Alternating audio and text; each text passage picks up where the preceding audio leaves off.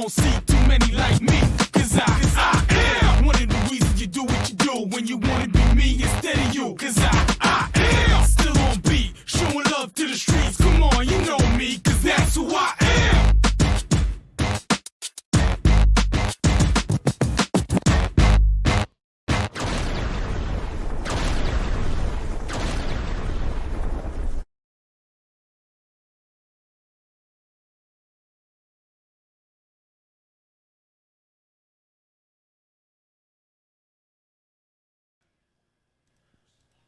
Good evening, everybody. Thursday night football on KTCBroadcasting.com. Welcome to the Redzone channel. I'm Kevin Hastings. Tonight we will have, every night I'm Kevin Hastings, but tonight we will have Dennis Davis will be here, Austin Hastings, Andre Bush. We'll have some Shelby folks. Will Boykins will be here.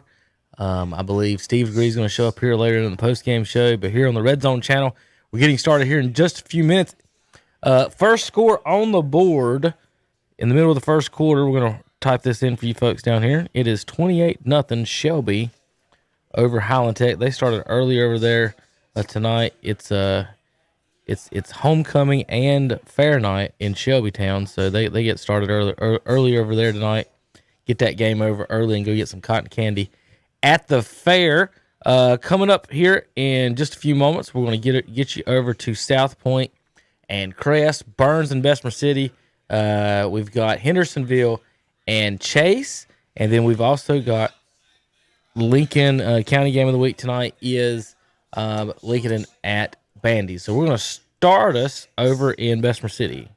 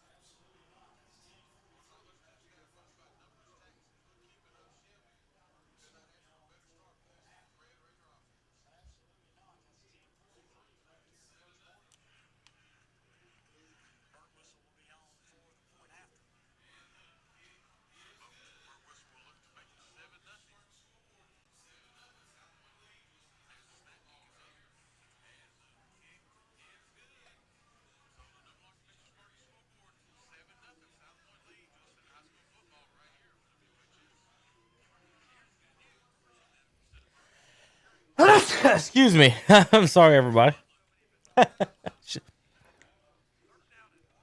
Forgot to mute. 45 trying to get free. 40 does. 35-30. He's got the first down and a lot more all the way down to the 16-yard line. And that is a Falston Pharmacy first down. And Surratt did most of that with his legs, Brian. Yep, Randall Pettis with the touchdown-saving tackle for Bessemer City. So I tell you what, that's a huge conversion. That was from the 39, Joe, all the way where? 34 yards? 44-yard pass. So that was a huge play as Bessemer looked to get off the field, but the big conversion for Burns makes it first down and 10. A little pop pass. Norris picks his way. 10, great move, and he's into the end zone. Now that might stand. Let's make sure there's no flag. It does. So that's a 16-yard touchdown, Jeremiah Norris, sponsored by Numbers Bookkeeping, Brian. Yep, nice little play right there. Just a little shuffle pass inside. Found the seam, took it to the end zone. I tell you what, that does go in as a pass. It's like a run, but he throws it forward. That actually counts as a pass on the stat sheet. And Norris stuck his foot in the ground, made a man miss, and dashed into the end zone. Looks like Burns may go for two. Water Nope. bucket. No, they're not. Now here comes Camacho. Camacho, the left-footed kicker, in to attempt the Neelan Cole extra point. 6-0 on your Main Street Hardware scoreboard. And snap is back. Good hold. Good snap. Good kick. It's good. 7-0 Burns. We'll be back in 60 seconds. You're listening to Burns Football, brought to you by West End Sales. Tops Pizza and Pasta in Falston is happy to help sponsor the broadcast of Burns.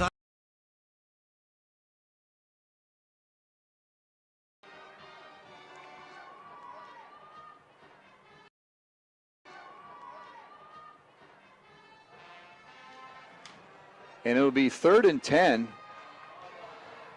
for Lincolnton at their own 49. Actually, that'll be a loss of 2 on the play.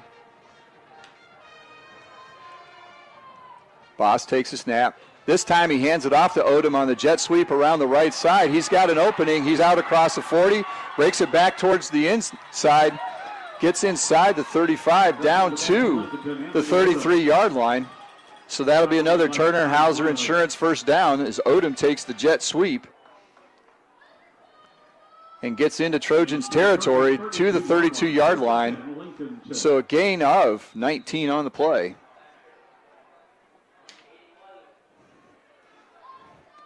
Nice play there. This time they hand off to Odom. He goes around the right end, and he's got some open field. So another new formation, 2 tight ends.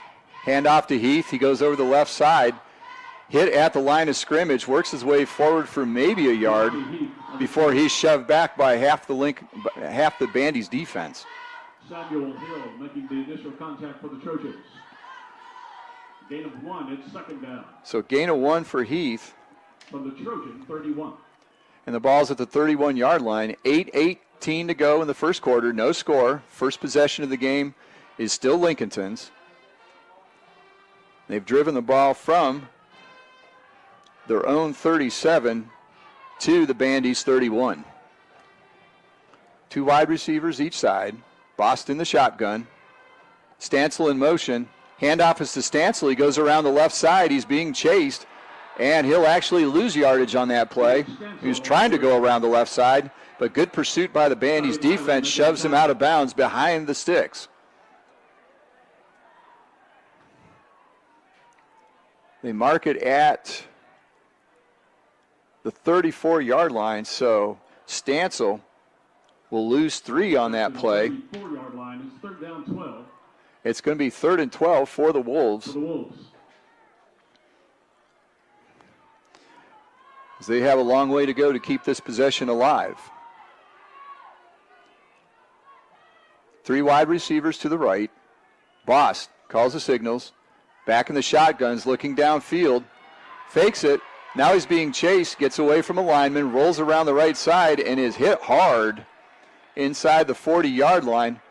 Andre Boss keeps the ball for the Wolves. That's going to count as a run, but it's also going to be a loss on the play. Camden Mongean making Back the to the 37-yard line, so a loss of 3 on that one. And it's going to be 4th down and about 15. losses to the Trojan 37-yard line. And Lincolnton will punt. 4th and 15. Back to punt for the Wolves, Peyton Rangel. Back to receive for the Bandies is Nolan Jones, number 4. He's standing about his 8-yard line. For Lincolnton. High snap. Rangel is able to corral it. Gets a nice high spiraling punt that hits about the 2-yard line, squirts sideways, and just goes into the end zone behind the pylon. So it's a touchback, and Bandies will have their first possession at their own 20-yard line. Lincolnton Trojans from their 20-yard line.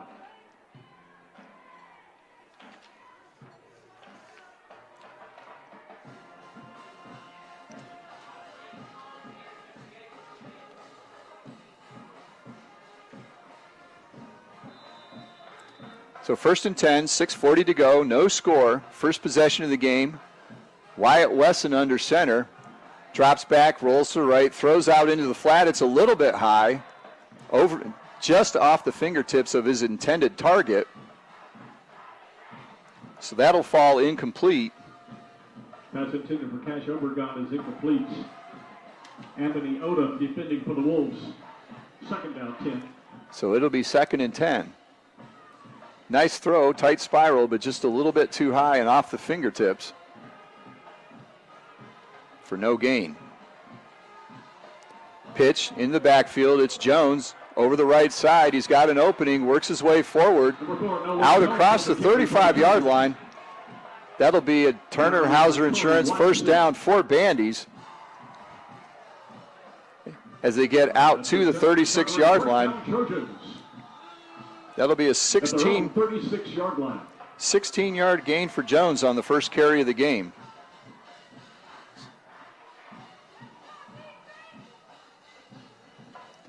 Handoff. Almost missed the exchange in the backfield. He piles into the line. It's Nolan Jones again.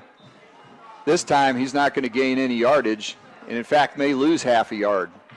Andre Boss to make the tackle. They mark it right at the 36, so no gain on that play. They almost missed the exchange in the backfield. And we do have a penalty marker on the play. It's a face mask against Lincolnton.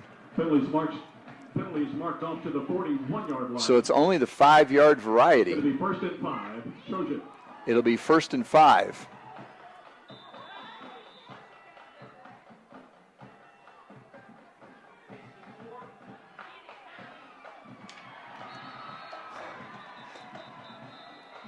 Carry by Jones, goes around the right side. He's shoved out of bounds just short of midfield at the 48-yard line. So that'll be another Turner Hauser Insurance first down for the Bandies. Gain is to the Trojan 49-yard line. First down Trojans. That first down sponsored by Tenor Recovery. So the second first down of the drive, they're at the own 49-yard line. So we reached the halfway point of the first quarter. Wyatt Wesson fakes a handoff, keeps it, goes over the left side, plunges forward. He gets to about the 48-yard line. So now they're in Lincolnton territory. Generous spot. They get him down to the 47. So it looks to be about a gain of 4, so to be 2nd and 6.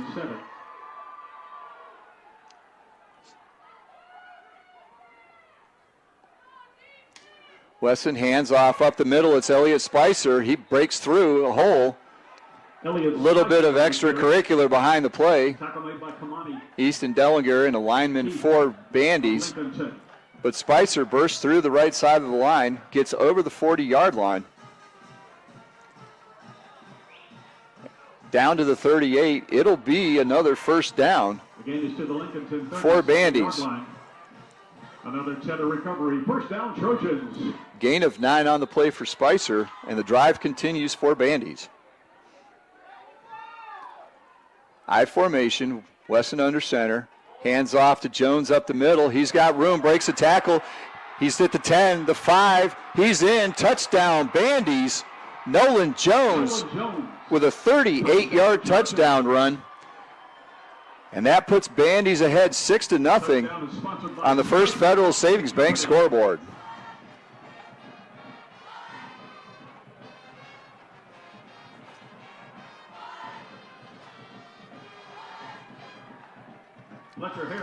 Fletcher Harris on for the What's Up Shopper PAT.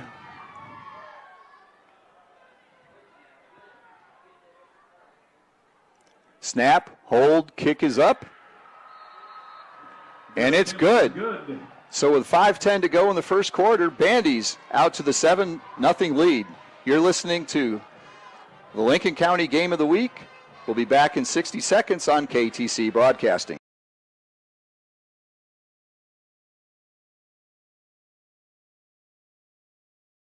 To go in the first quarter with a 7-0 lead, and that's on your Main Street Hardware scoreboard. 5 wide receivers in an empty set for Mooney. See if they send somebody in motion. They don't. It's going to be a straight pass. Mooney over the middle, off the hands of Thompson and incomplete. Looked like he threw it a little behind him, Brian. He did, and Rice Collins actually got his hand in there too a little bit to help deflect that for Bessemer City. But as a coach, you hate to see them receivers running behind the defenders. Yeah. It just threw it to the wrong side, maybe about 2 or 3 foot off, and that enabled the Bessemer City defender to get in there and knock it away. So, again, they're going empty set here, Brian. 5 wide receivers. Yeah, they're going to challenge the secondary of Bessemer City. So in motion this time was Norris.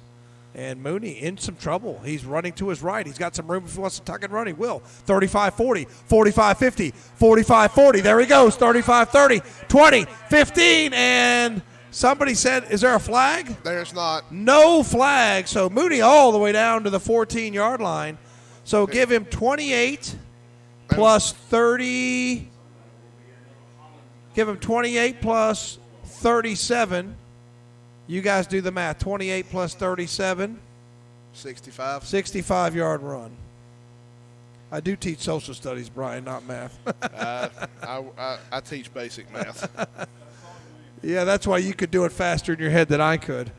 But that is a Falston Pharmacy first down, and Burns knocking on the door. Mooney showing the legs a little bit.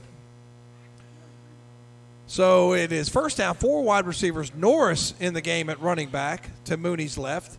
And Mooney puts. That's a backward pass. That's going to go as a run, but Thompson's got it, breaks a tackle, fighting, falls forward to the 4. It's going to be close to a first down. Yeah, that's going to be a rush on the stat sheet because that ball's thrown behind the line of scrimmage. 9-yard rush.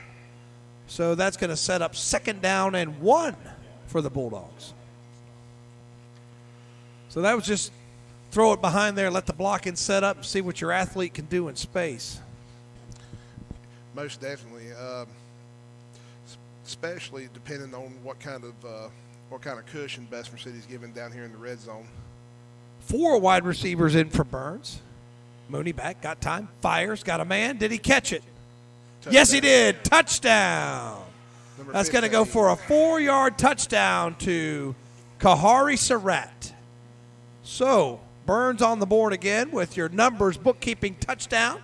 Main Street Hardware scoreboard 13-0. That looked like a simple slant pattern there, Brian. It was a slant, and the inside receiver was running out, and the slant come open.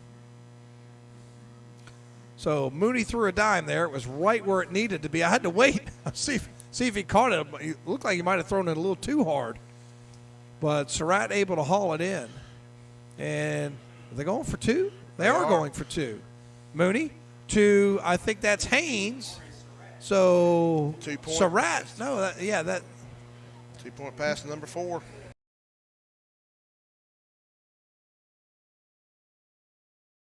He's going to hand it off to Aiden Carson. Nothing doing in the interior of the line.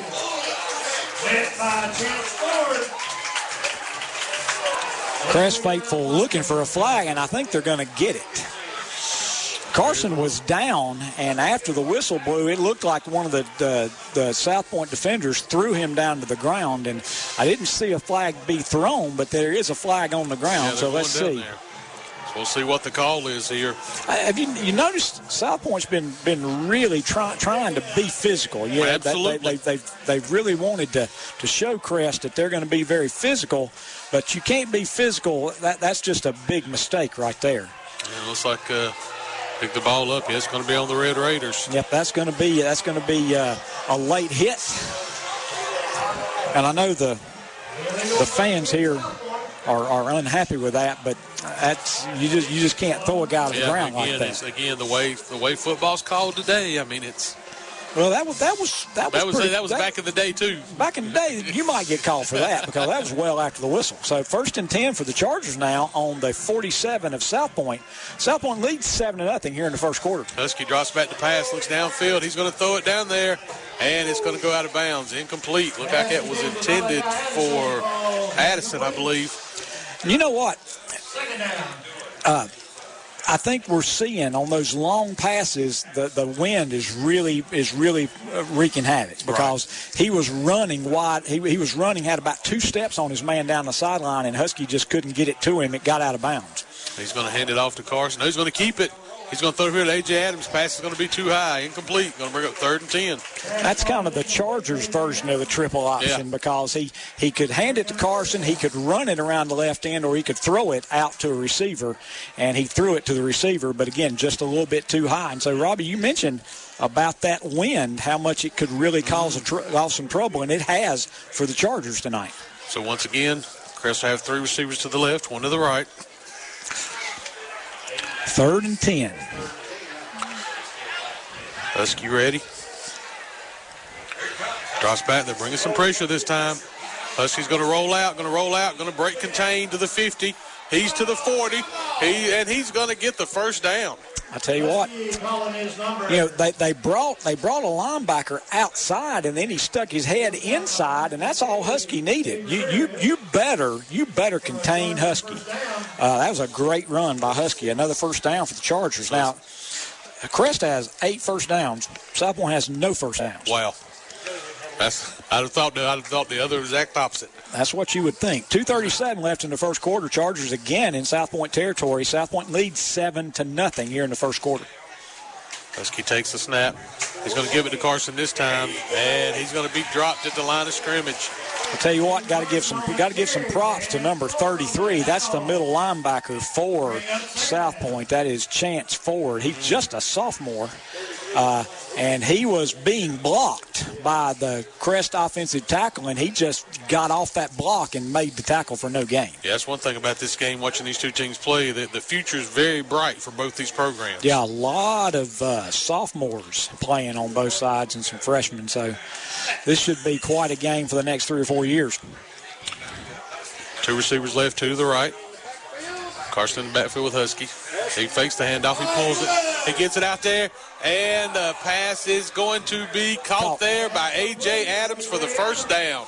And that was a play that I think had the wind not been a factor, he would have been walking in for the touchdown. But because that pass got a little bit low, and he did a great job of going down to make the catch. So it's 1st and 10 again for Crest down at the South Point 12. This is the second straight possession that Crest has gotten deep in South Point territory. Let's see if they can cash it in this time. Update you on the score. Second quarter, 10:50 to go. Shelby up 41-0 in that game. So that's kind of what we expected. That's not surprising, unfortunately, in that football conference. He's going to hand it off to Carson. And not much there. Yeah, not much at all. And he did a good job. He could have gotten a yard, and he got it. You know, when you get down around the 10-yard line, it's not easy to get a lot of yards. And, you know, with young running backs like Carson, sometimes when they get up into varsity level, they start to try to run backwards and sideways, and that does not work when you get into big boy ball. Yeah, I was about to say, that worked maybe at JV, worked at the middle school. But he did a good job. He got north and south and picked up 1 yard, 2nd and 9. So Husky, 2 receivers left, 2 to the right, takes the snap, looking across the field. He's in trouble. Here comes pressure, and he's going to be sacked. Ramirez with the sack for the Red Raiders. That's Ramirez, who's also the punter, but a defensive end. And, again, he was being blocked, and he just pushed that offensive lineman back into the backfield and then grabbed Husky. That's something. We're down to 24 seconds. Crest is going to have to snap it again before the end of the quarter. 3rd and goal, but it's at the 20. So Husky takes the snap, looking downfield. He's going to pass time all day long, looking downfield. It's going to be caught. I believe that's Tajay Borders with the reception down to right to 5. Not going to be a first down, but that will be 2-1. That's going to be the end of the first quarter, Rob. Yeah, so at the end of the first quarter, 7-0 South Point lead. You're listening to high school football on WOHS, WestEndSales.com broadcast. The forward pass from Holmes. So that's a loss of 3, and Bessemer tries to trick Burns on the fake punt, but it does not work. So Burns will take it over 1st down and 10 on their own 48-yard line with 2:55 left to go. Not a bad idea, it just didn't work.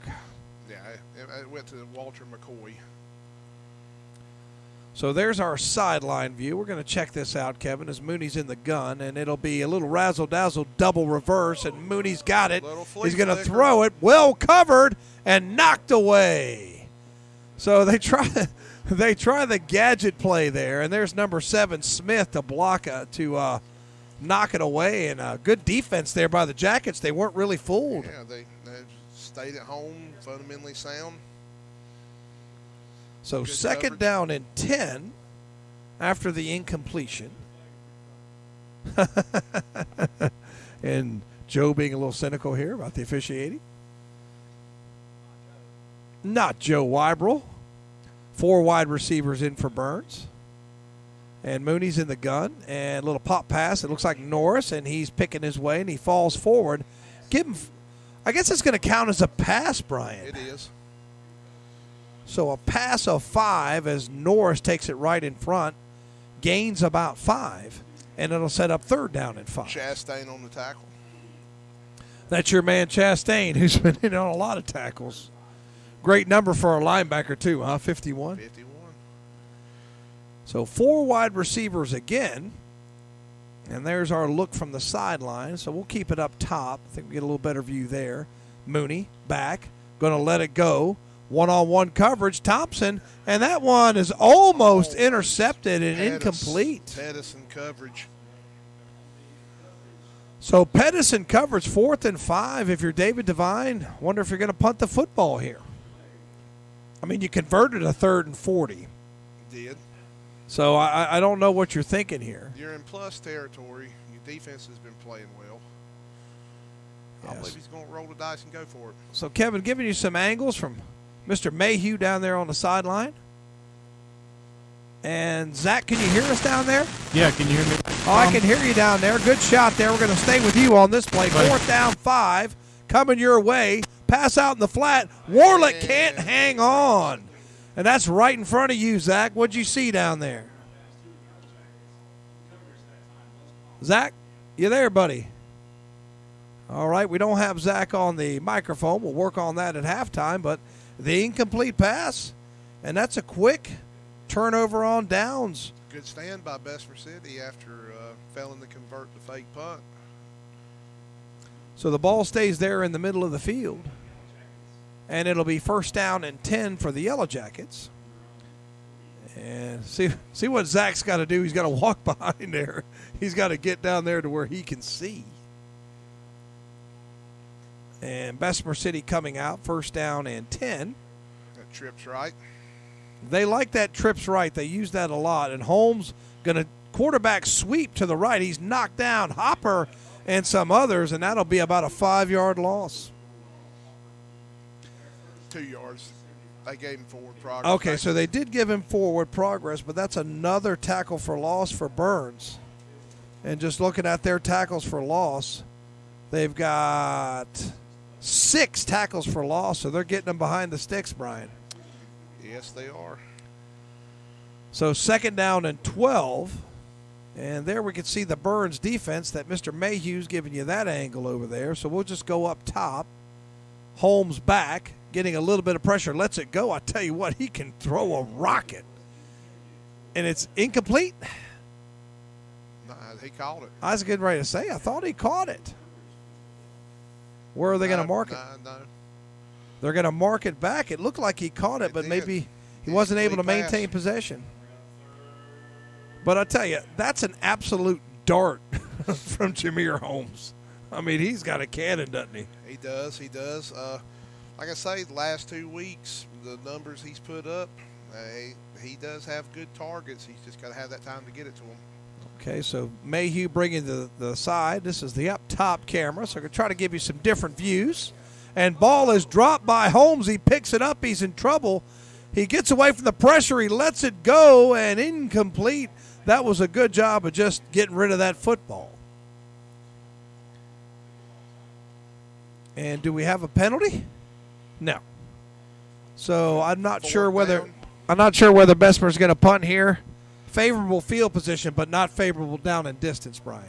No, not when your defense has had that stand, playing with a little confidence. I believe you punt the ball away here and play defense. Coverage has been a little bit better since that first drive that Burns had. Okay. All right, so that punt is down, and let's see, they're going to let it bounce, and great camera work there, Zach Mayhew, as that one is downed, and that is inside the 15-yard line. First down for the Wolves, first and goal at the 9-yard line. So a gain of 9 on the play for Heath.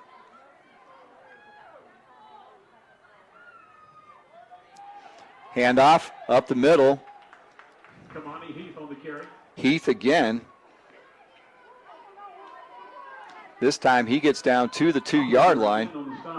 So a gain of 7 on his 10th carry of the night already, and we just started the second quarter. So second and goal for the Wolves. Ball is on the 2-yard line on the left hash. Full house backfield again. Handoff to Dellinger this time. He's trying to work his way through. Tries to lay over the pile. Is it a touchdown? Yes, it is. There's the signal. It's a Gates Auction touchdown for the Wolves.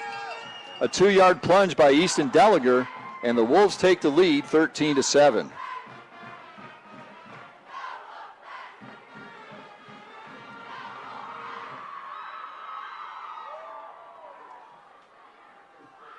Peyton Rangel to attempt the point after. So Peyton Rangel on to attempt the What's Up Shopper point after touchdown. Andre Bost will hold. Snap, hold, kick is up, almost blocked. There's the signal.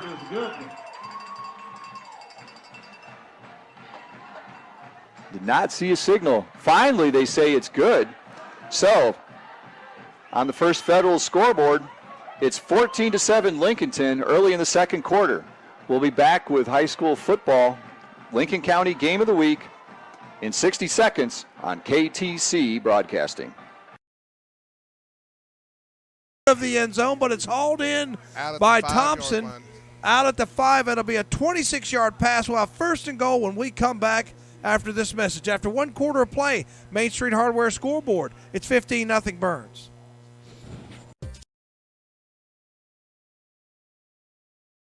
By your coaches and your fellow players as the Fountain Electric positive character player.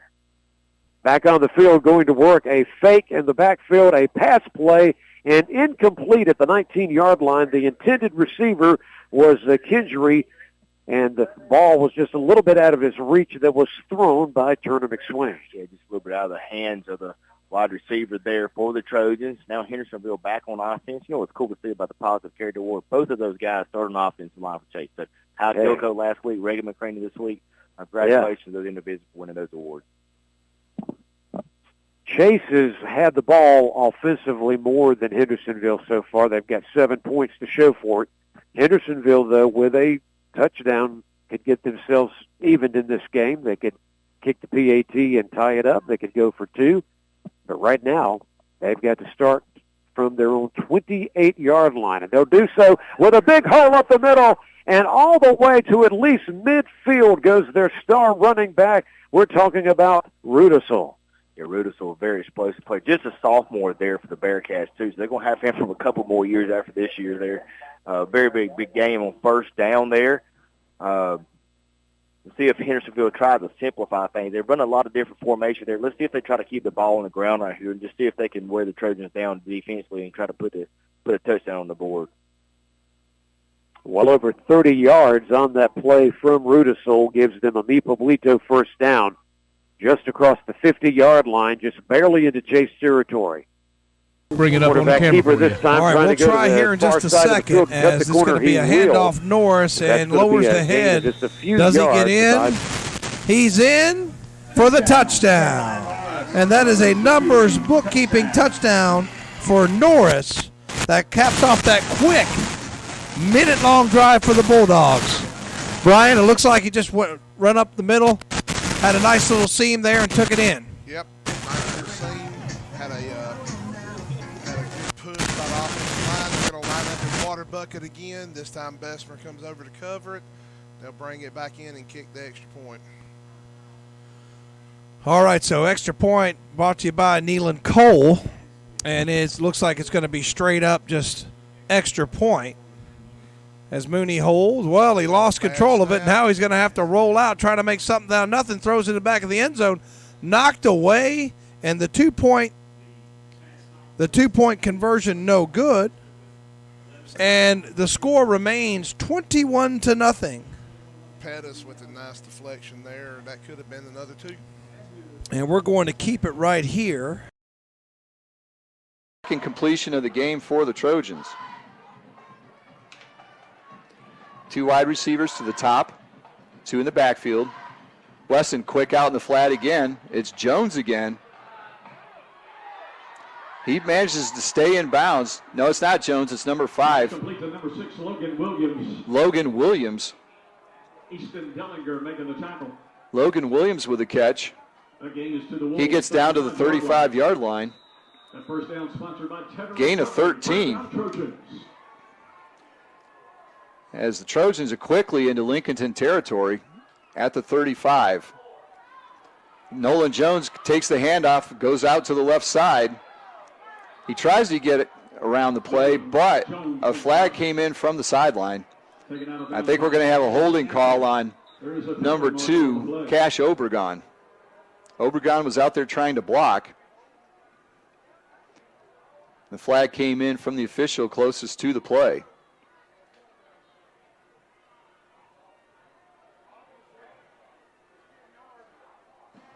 Holding. And it is a holding call against Bandy's. That'll push them back.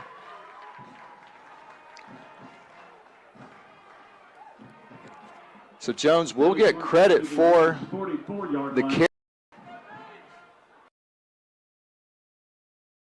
On the 6. Yeah, ball on the 6. Lee brings them up, man in motion. Lee's going to keep it. I'm going to start calling it a quarterback sneak. It's really not, but ball comes out late. But Blee is seeing something inside the guards, and so he takes the snap and takes a step to the left and then turns up inside. He only got to the 4. But again, they're seeing something. He sees them big boys in front of him. That's what he sees. Good size offensive line for the Red Raiders. 2nd and goal from the 4. Receiver way out to the right sideline. So Blee under center. Going to give it to the fullback. Fullback fights, and into the end zone for the touchdown. That's Cam Medlock with his 2nd touchdown of the night. And South Point answers that really nice crest drive with a really nice drive of their own. 4:17 left. So they held that ball for 3.5 minutes. For 7.5 minutes, just like Crest had done. So Burt Whistle in to attempt the extra point here for the Red Raiders. There's the snap. Kick is up. Ooh, I think it's wide. That was close, but he able to get it. It weren't pretty, but it got through. So 14-7, the Red Raiders lead on the No Milwaukee Mistress Parky scoreboard. You're listening to high school football right here on WOHS. We're back right after this. If you live in a mobile home, or maybe you own a mobile home park, either way, listen up. H&M Industries in Shelby now sells mobile home supplies. They have everything. Yeah, but he's been completely covered up by fellow players. Our thoughts and prayers are with that young man right now. He is getting up. I think that was the injured player standing. That's a good sign. And by the way, that is the quarterback, Benefield, who was down for that amount of time. Yeah, very, very scary moment there for the Bearcats. Cannot lose a playmaker such as number 7 there for Hendersonville. Looks like he's going to be okay and walk off the field on his own power there. Now, what does Hendersonville do here, Paul? You go for it right here on Chase's side of the field, or I think so. Tonight is his daughter's part of the homecoming court, I do believe. So yes, he is. That's why you're having to listen to me instead of Brent. Excited to have Coach with us, man. And Coach can break it down and sees things that a lot of us don't. Love doing a game with Coach Jeff Jones. Well, thank you. Let's see what Burt Whistle can do into this win now. It's the first time he's had to kick into it. Let's see. I tell you what, he killed it. I tell you, how about that? My goodness. Oh, my goodness. It was 6 yards deep in the end zone. I tell you what it reminds me of, Coach, and a chance. I remember watching Ryan Suckup kick for Hickory. That's what it reminds me of, watching him kick off. He may be a little bit. There's a Tyler Ash and Clint Gwaltney from Shelby. Absolutely. And of course, Austin from Crest. That's right. We've been really blessed with some good kickers in Cleveland County. So it's 4:17 left here in the half. Crest has the ball. See if Crest can respond here. Husky takes the snap. Looking downfield. Lots of time. All day long. Now here comes some pressure, and they're going to get to him, and he's going to be sacked. Again, that is just the old-fashioned coverage sack, because they just rushed 3, and he held the ball forever and just nobody to throw it to. So that's going to make it 2nd and long here for the Chargers. I'll tell you what, Crest does not want to give the ball back, because I believe South Point will get the first possession in the second half. Husky barks out the signals, takes a snap, looking downfield. Safety blitz. There they come. Husky's going to break contain. And he's going to get back, pick up about a little past the original line of scrimmage. I'll tell you what, number 8 or 9, again, that's over on the other side for South Point. It was him and a lot of green grass, and he made a play on Husky. They brought a safe corner blitz late, and Husky looked at it and said, "You really think that's going to get to me?" He stepped up and ran right where that guy used to be. That was a great run by Husky. So 3rd and 9 now for the Chargers. Takes the snap. Now rolling to his left, looks downfield, going to throw it. Oh, my goodness. Going to be dropped into the hands of A.J. Adams, and he can't hold on to it. Ball was thrown just a little bit high, but you felt like Adams had that play, and that would have been a first down. But just wasn't able to make that catch, and so that's going to be 4th and 9. The Chargers will have to punt. Yeah, so Crest will have to punt, give the ball back to the Red Raiders. 2:55 to go here in the second quarter, and as Coach said, they'll get the ball to start the second half. So in a perfect world for the Red Raiders, they would take this down, get some more points, and then get it again to start with the second half. But let's see if the Chargers can do something about that. So here's the punt. They get it out of there. Low line drive kick. Good kick, though. Yeah, going to take a Charger roll. All the way out of bounds. That's a great kick. Going to go out about the 25 of the Red Raiders. Out of bounds at about the 26-yard line. That's going to be a... there for Chase. Now Chase running up-tempo attack there. And I think this is what they need to do. They need to get Hendersonville off where they cannot get set and just run in number 7. That was a 19-yard gain a while ago.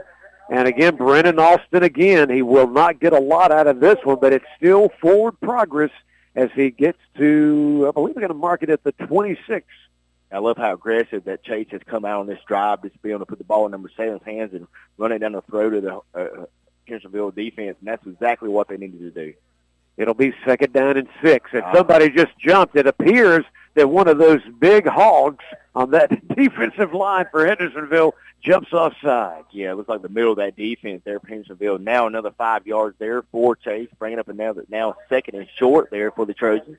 That was a Bostic Florist penalty flag. More than flowers. They've got home decor, lamps, and a new line of candles at Bostic Florist. that's what happens when you have success in the running game. Running up tempo, you got them off balance. They're able to pick up an extra 5 yards there just by that hard count. Turner McSwain, by the way, in at QB. Handoff again. Austin's got a hole. He's going to try to go inside, outside, and takes a hard hit as he goes to the 15-yard line. Yeah, number 70 there for Hendersonville on the tackle for the Bearcats. And they are moving the chains again. Another Mi Pablito first down. Remember, you can enjoy those Mi Pablito favorites at home when you order online and pick it up. It's easy. It's convenient. Make that order at mepubs.com.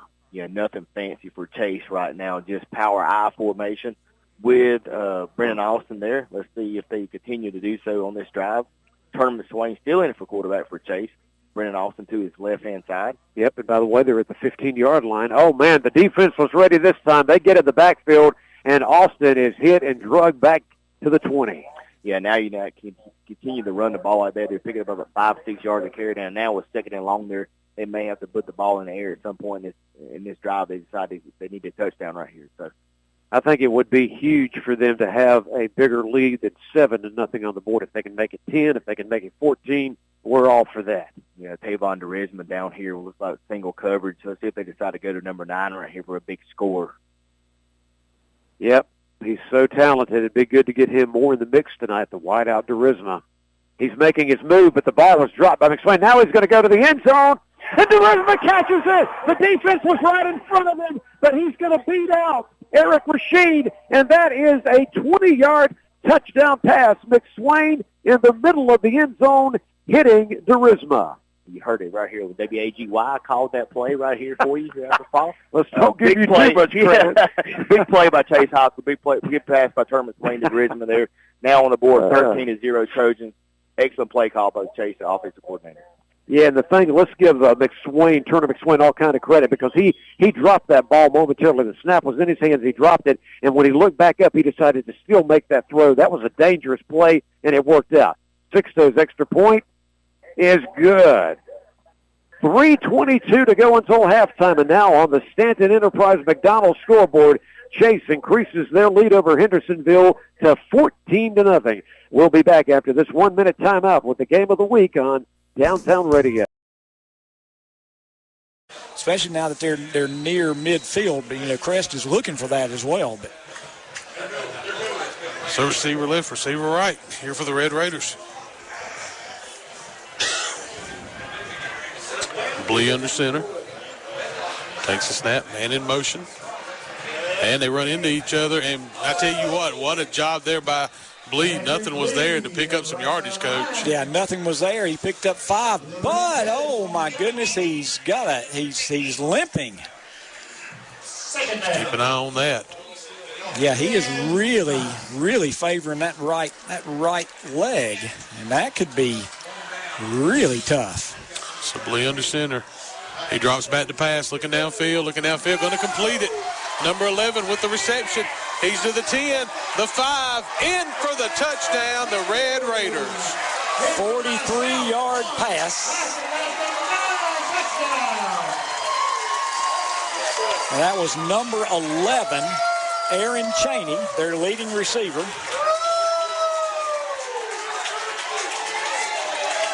So a huge score there. 42 seconds left. 20-7 now. South Point leads the Chargers. And they get the ball. Absolutely. Start second half, although Crest still has time to do something. Burt Wilson attend the extra point. Kick is up. And the kick is good. It's on the No Malarkey Mr. Sparky scoreboard. 21-7 now. The Red Raiders lead. You're listening to high school football on WOHS.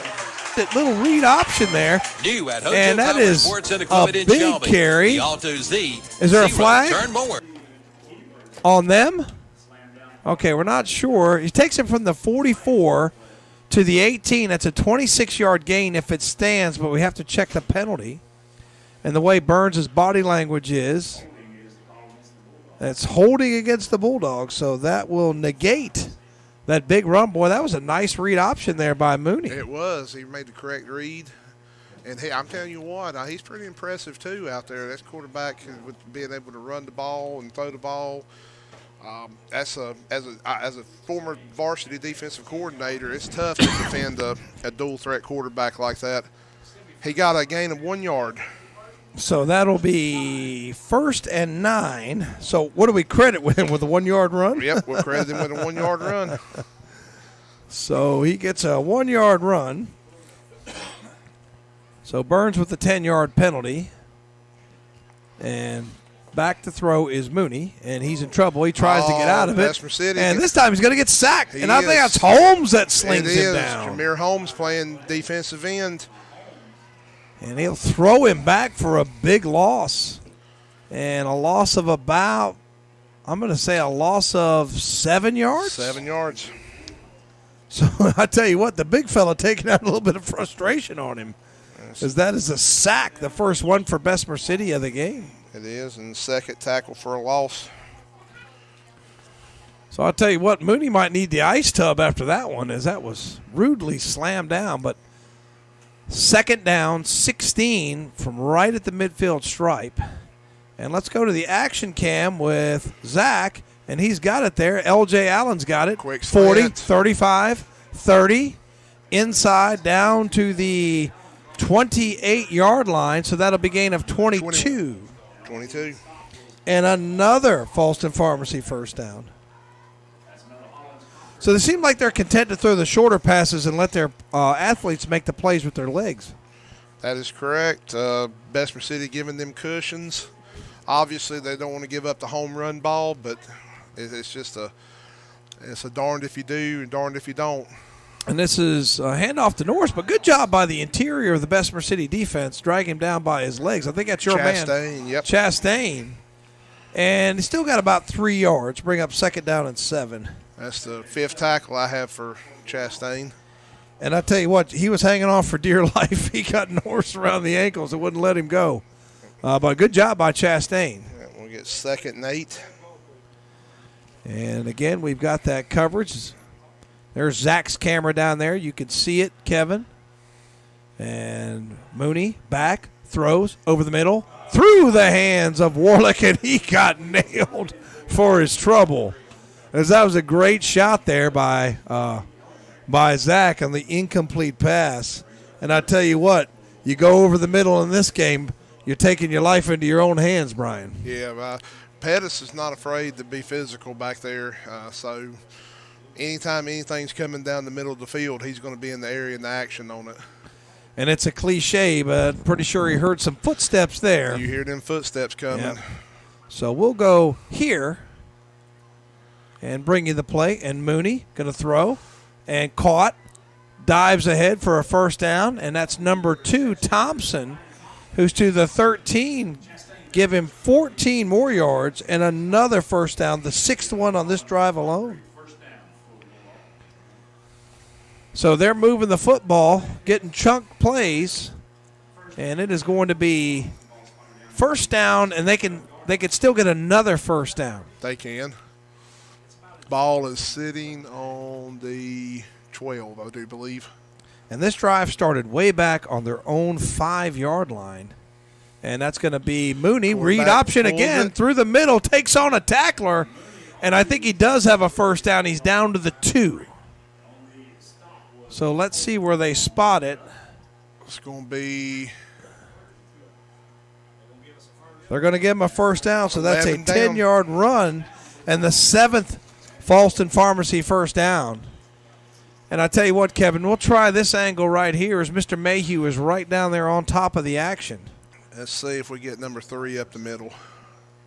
So let's see if it's Norris.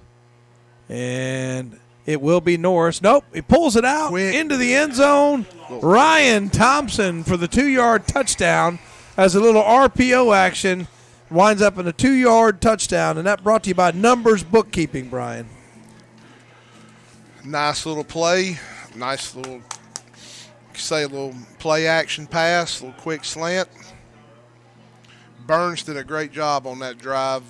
Heartbreaking, had that 90-yard punt return called back. And I tell you what, it's a timeout, so we'll take it with him before the 2-point play. We'll be right back. It is 27-0 on your Main Street Hardware scoreboard.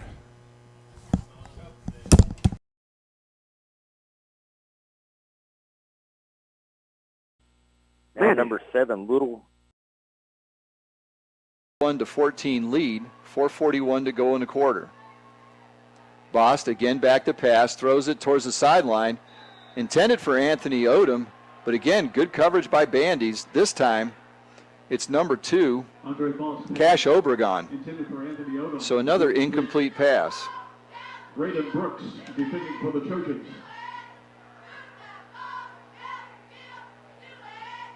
Third down and 10 for Lincolnton from their 19-yard line. So it'll be 3rd and 10.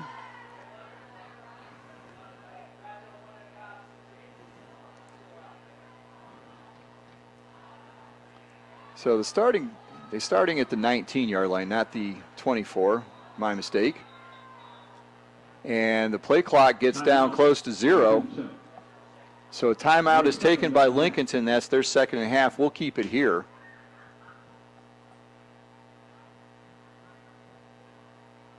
A few more Spirit Banner sponsors we want to thank include Pure Fitness 24/7, Pursuit Physiotherapy and Performance, Rehoboth United Methodist Church, Riverside Masonic Lodge, number 606. So they're going to talk it over. 2 passes. Neither were particularly good. As they were floated down the field, made it easy for the Bandies to defend them, as they had good position on each pass and were able to bat them away.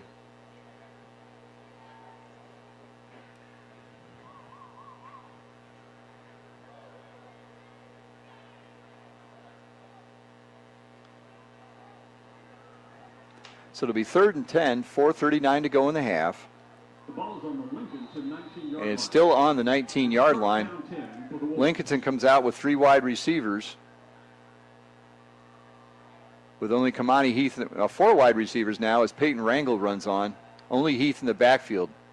Boston the shotgun. This time he rolls out to his right, throws down the field. He's got a man.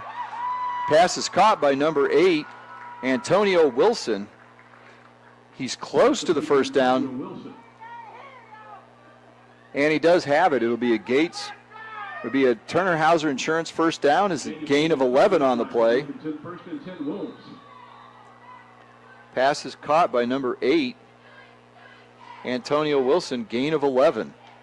So Lincolnton gets out to the 30-yard line. They still have a long way to go. And the clock rolling with 4:22 to go in the first half. Again, 4 wide receivers. Bost fakes the handoff on the jet sweep, keeps it, goes around the left side, and he's corralled at the line of scrimmage by number 11, Scotty Miley. So Miley with a good tackle, and no gain on the play. No gain on the play. It's 2nd down, 10.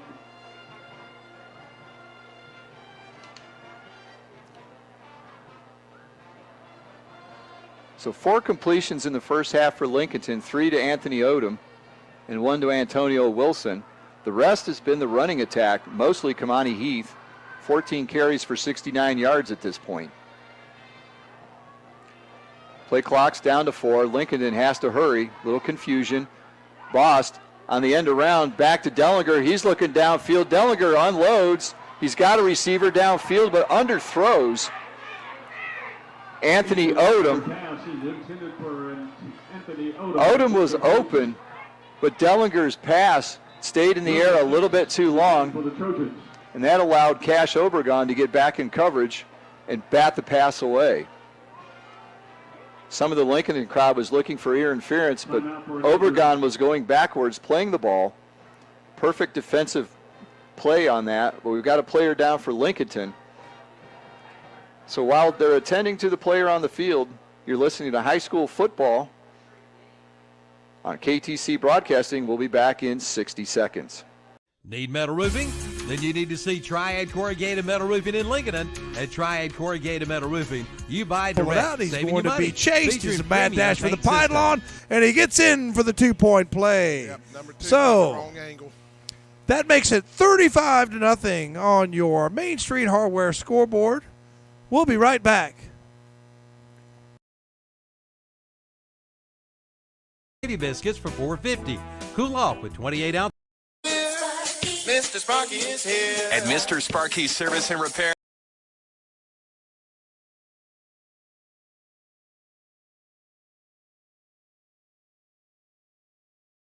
All right, folks, real quick, we'll go through some scores real quick.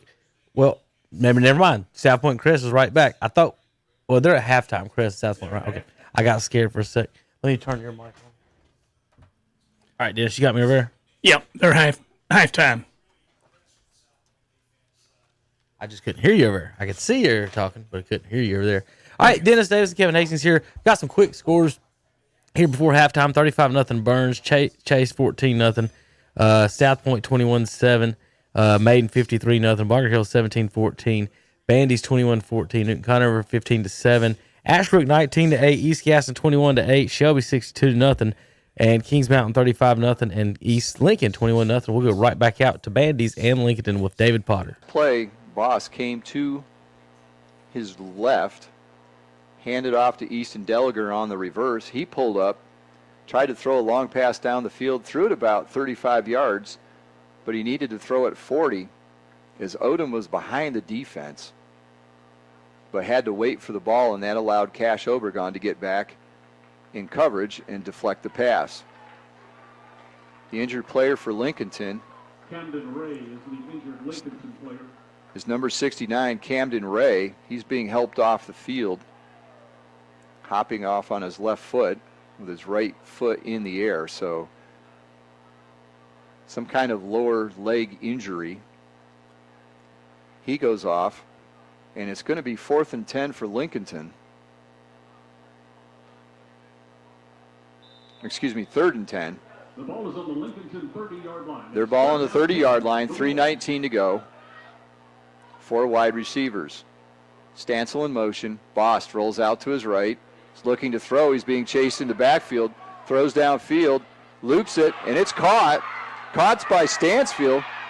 He works his way back to the center of the field. Gets to the 49-yard line. So the pass is complete to Ian Stancil. Gain of 19 on the play. And he's to the Lincolnton 49-yard line. And it'll be a Turner Hauser Insurance first down for the Wolves at their own 49-yard line. Clock rolling, just under 3 minutes left in the first half. Plenty of time for Lincolnton. Full house backfield again. Heath comes over to the left side again. He's tripped up at the line of scrimmage, but falls forward for 3 yards. Tackle made by number 54, Sam Hill. The 3-yard gain to the Trojan 48. But a gain of 3. It'll be 2nd and 7, now at the Trojan 48-yard line.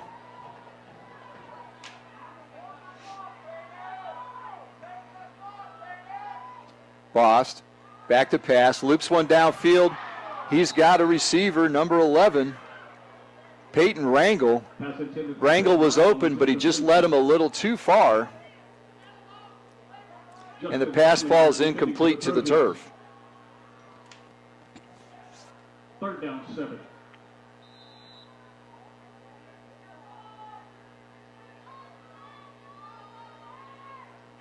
Some interesting scores around the area. We'll bring them to you at halftime.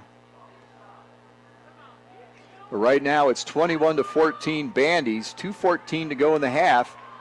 Lincolnton at the Trojan 48-yard line, 3rd and 7. Boss back. Pressure, he keeps it, goes around the right side. He's got a first down. He's marked down at the 40-yard line. Boss looked downfield, but not for very long. Keeps the ball. Gains to the Trojan 40-yard line. And it's a gain of 8 and a first down. 1st and 10, 2:05 to go in the half. Lincolnton driving now at the 40-yard line of Bandies. I formation. Kamani Heath over the left side again. First contact is 2 yards down the field, but he works his way forward for a 5-yard gain, and now a late flag coming in from the back judge. So a gain of 5 for Heath. Let's see what the penalty is. Penalty marker on the play.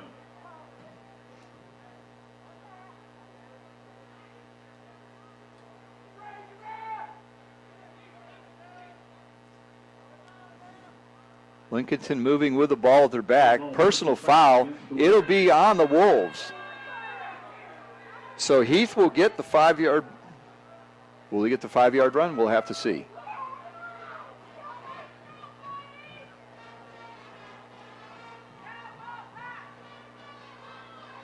Penalties marked off to the 50-yard line. So it's a 15-yard penalty against Lincolnton. Going to be second down and 20. But since it's from the spot of the foul, from midfield, it will only be 10 yards on the play.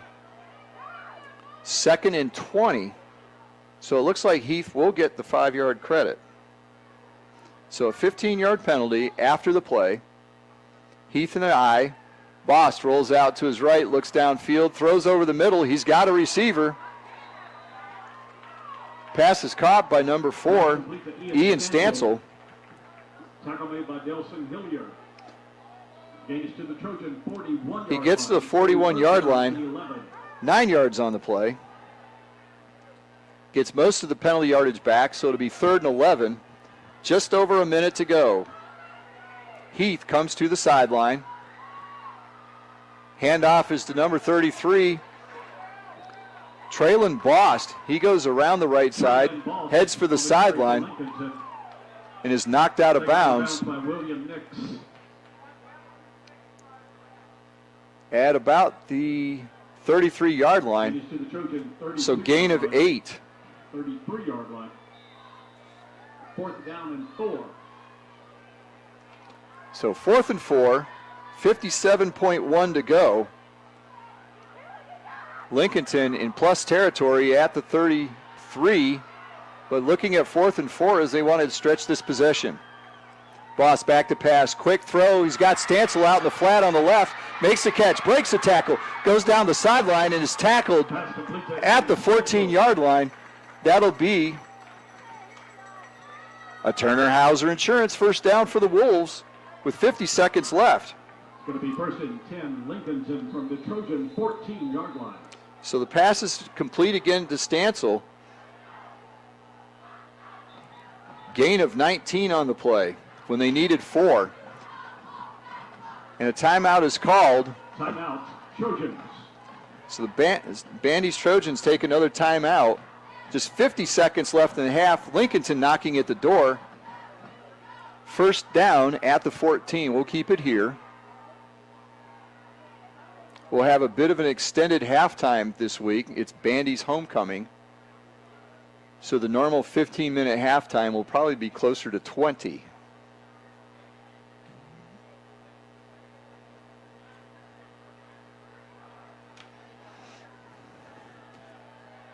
So on 4th and 4, Bost with a quick drop hits Stansel out in the left flat. Stansel gets through one tackle, works to the sideline. Gain of 19. They do have the wind at their back, so if they do want to attempt a field goal right before halftime, Peyton Rangel will have some help. Dellinger lines up on the left as a tight end. Pitch is to Traylon Bost. They see that one in the backfield. He's thrown out of bounds for a loss, but the problem was he was thrown out of bounds. Penalty flags come flying in. And we'll probably have a hit out of bounds on Bandy's.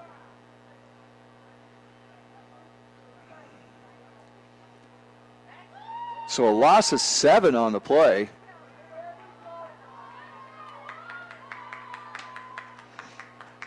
But with the penalty, it'll be half the distance to the goal, so that'll be an 11-yard penalty against Bandy's. They're third of the half, each one of them double digits. So 1st and 10 for Lincolnton at the 11-yard line. Quick pass out in the flat. It's Odom. He's got the ball, tries to work his way, breaks the tackle, gets in the end zone. Touchdown, Wolves. Another Gates auction touchdown for Lincolnton. Touchdown, Lincolnton. A quick pass out in the flat. It's pulled in by Odom. He makes the catch, works his way around the defense, and walks into the end zone for an 11-yard touchdown pass. So that makes it 21-20, waiting on Rangel's extra point. Brought to you by whatsupshopper.com. It's grass planting time. Unsportsmanlike against Bessemer City. So marked off, so it's going to end up essentially being a first down. Yeah, it'd be close, won't it? It will. No, there was a dead ball penalty, so you have to enforce that as well. The down They had count. to mark both of them off Right. because one occurred during live ball, one occurred during dead ball. Right. And the officials, let's give them a little credit. They got that one right. So 5-yard penalty on Burns and a 15-yard penalty on Bessemer City. And after all that, First down. We've got a Falston Pharmacy first down. So the ball's on the 11. It's first down They and 10. can get a first down. Yeah, first down and 10, not first down and goal yet. As run pass option, Warlick on the slant. He's going to be stopped just short of the goal line. So let's see if they give him the first down. So that is a Falston Pharmacy first down. First down and goal for the Bulldogs. 1:42 left to go, second quarter. And Norris walks into the end zone for a touchdown. That is a numbers bookkeeping touchdown, and that makes it 41-0 on your Main Street Hardware scoreboard.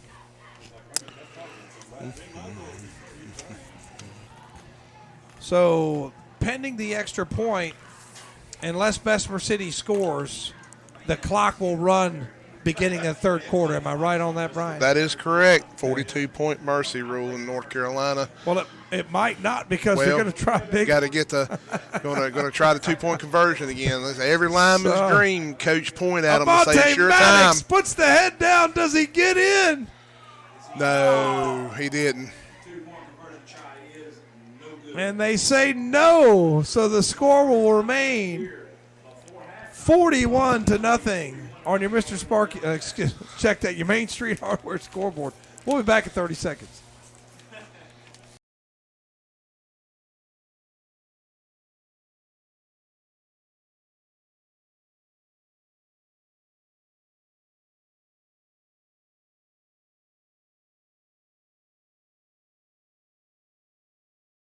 Will not need to snap it again.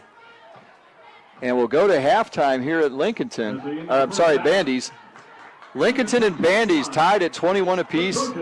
21. And a little bit of trickeration here. There's still 3 seconds on the clock.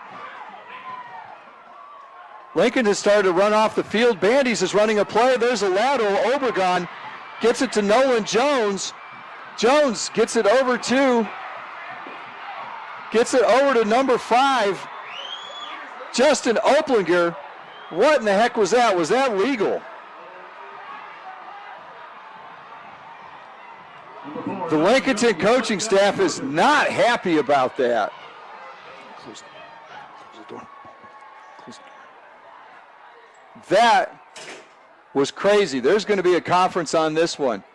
It looked like Bandy's was not going to run another play. They start walking to the sideline. Lincolnton starts running off the field. Then with 5 seconds left, they run back to the line, snap it. Wesson throws a pass to Obregon. Obregon laterals it to number 5, Justin Oplinger. He goes the length of the field. So let's see what happens here. Is that a touchdown?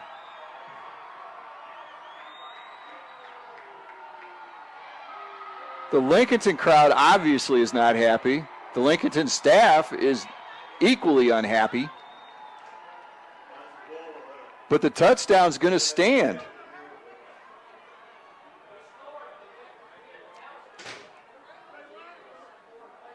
Well, now there's a conference. All the referees are gathered at the 5-yard line. We'll just have to wait and see what comes out of this. They were lined up correctly.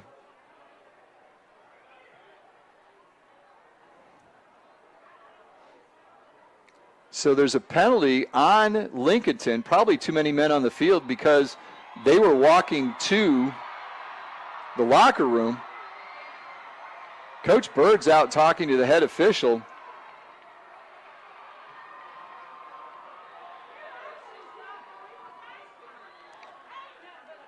That's one of the craziest plays I've seen. The only thing probably crazier was Cal and Stanford with a band on the field. So Bandy's lined up quick with 5 seconds left, snapped it. Lincolnton in total disarray. They're running off the field. A lateral from Obregon to Oplinger. He goes down the left sideline and scores.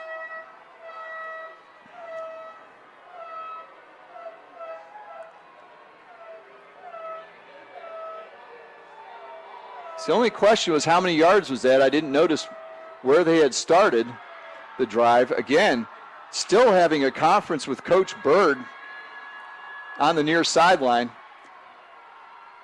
Bandy's has a bit of a strange setup here. The press box is on the visitor's side of the field, so Lincolnton is down in front of us. Bandy's is on the far side. This conference has been going on longer than most reviews in college football games. The only thing missing is the guy in the red shirt who holds up the clock for the timeouts in the college games. When it's 15 degrees, that's the most hated man in the stadium.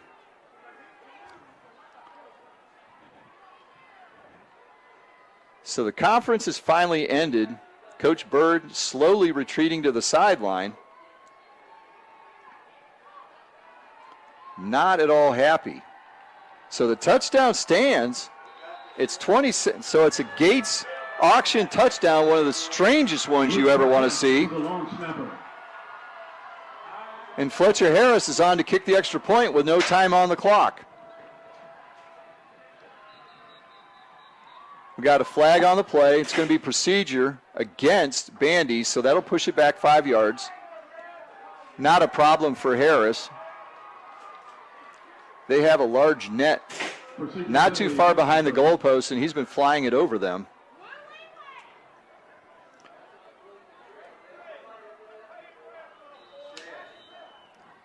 So a little trickeration at the end of the half, and Bandy's trying to go in the locker room with a 7-point lead.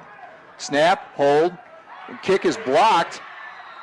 Falls to the turf, so the extra point, the What's Up Shopper extra point is no good. And now we've got a fight breaking out down on the field.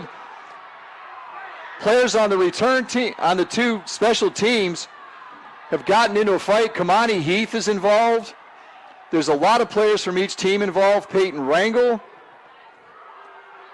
Helmets are taken off. Coaches are trying to get out there and separate them. Not sure what started that, but both teams were involved. We'll have to see who may still be in the ball game after this. Obviously, Lincolnton very upset. They're trying to get their team off the field. Referee standing in the middle of the field. Again, Coach Bird is in his ear.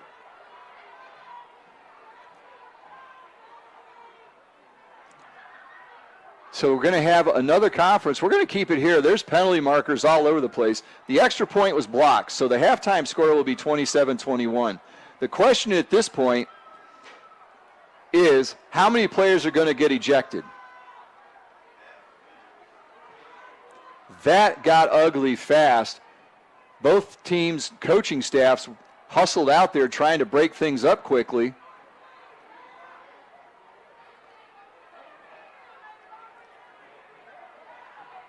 And I'm not sure if that's a fan on the field or if that's a coach, but there's a police officer and a security person keeping an eye on them.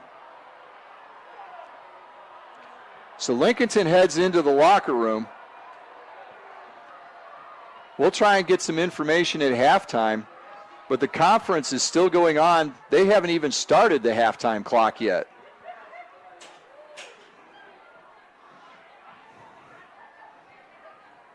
While this is going on, Bandy's heading finally to their locker room. Lincolnton's already there. The coaching staff's out on the field. Security is on the field for both teams, trying to usher people into the locker room and calm things down.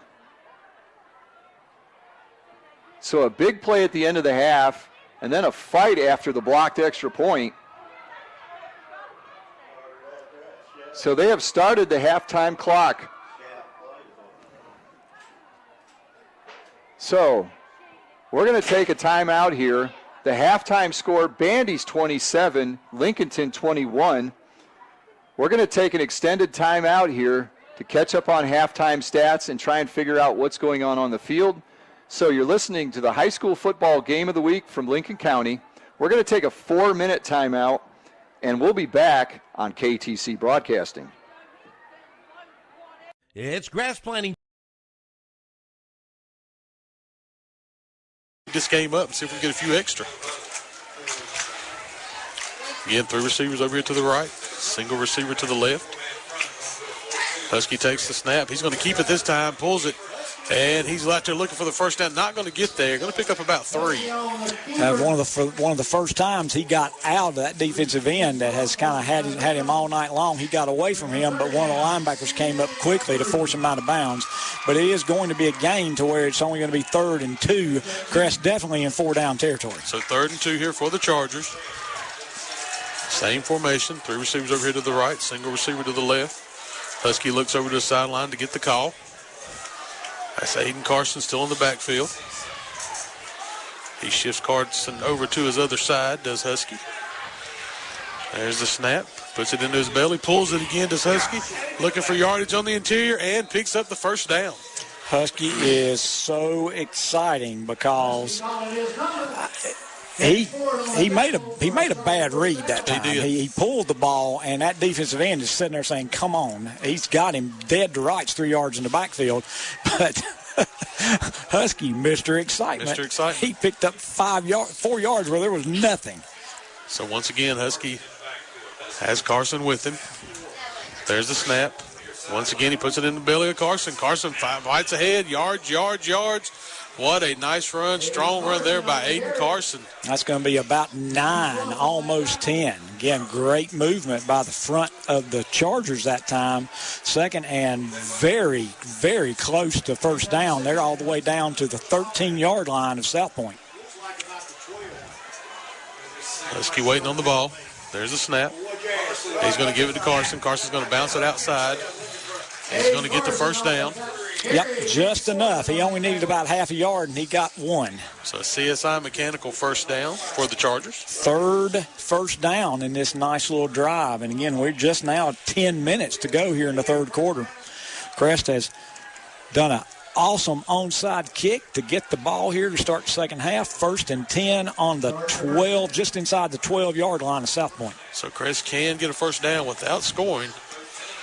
Husky's going to keep it. He's going to pitch it out to Carson. Carson's going to turn it up. Big hit there by the defender for the Red Raiders, but not before he picks up about 7. Yeah. Again, that's the double option out of the shotgun, and it was perfect. So it's going to be at least 6 yards. I think we're going to say 6 yards. It's 2nd down and 4. So 2nd down and 4 for the Chargers. Every play by the Chargers have been positive yards, and so they're really moving the ball, doing a great job. Husky ready, takes the snap, going to run to his left. Looking downfield, trying to get behind his blockers. Going to be, I believe, just short of the first down. Yep, short. He's pushed out of bounds about the 5, so it's going to be 3rd down and about 2. Yeah. But you believe, again, for Crest here, 2 plays to get a first. Oh, no doubt about it. So 3rd down and... So, again, Crest with 3 receivers to the right, 1 to the left. Carson in the backfield with Husky. Husky takes the snap. He puts it in again to Aiden Carson. Aiden Carson's going to fight ahead. Looks like for the first down. Yep, Carson's all the way down to the 1-yard line, so that's going to be 1st and goal, and that's the 4th CSI mechanical first down by the Chargers. 9:30 left here in the 3rd quarter, but Crest is exactly where they want to be now with a chance to push this in and get within 1 score. So Husky ready to take the snap. Puts A.J. Adams into motion across the backfield. He's going to fake the handoff, going to keep it, going to try to drive ahead. Nothing doing. Good stop there by the interior of the Red Raider defense. Yeah, I tell you what, I thought that he would be able to get in there pretty easily, but the South Point front said no. He might have lost a little bit on that. Yeah, they're going to have him back to the 2-yard line. So he lost a yard on that. 2nd and goal.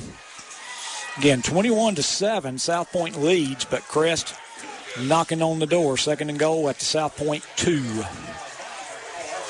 So Husky again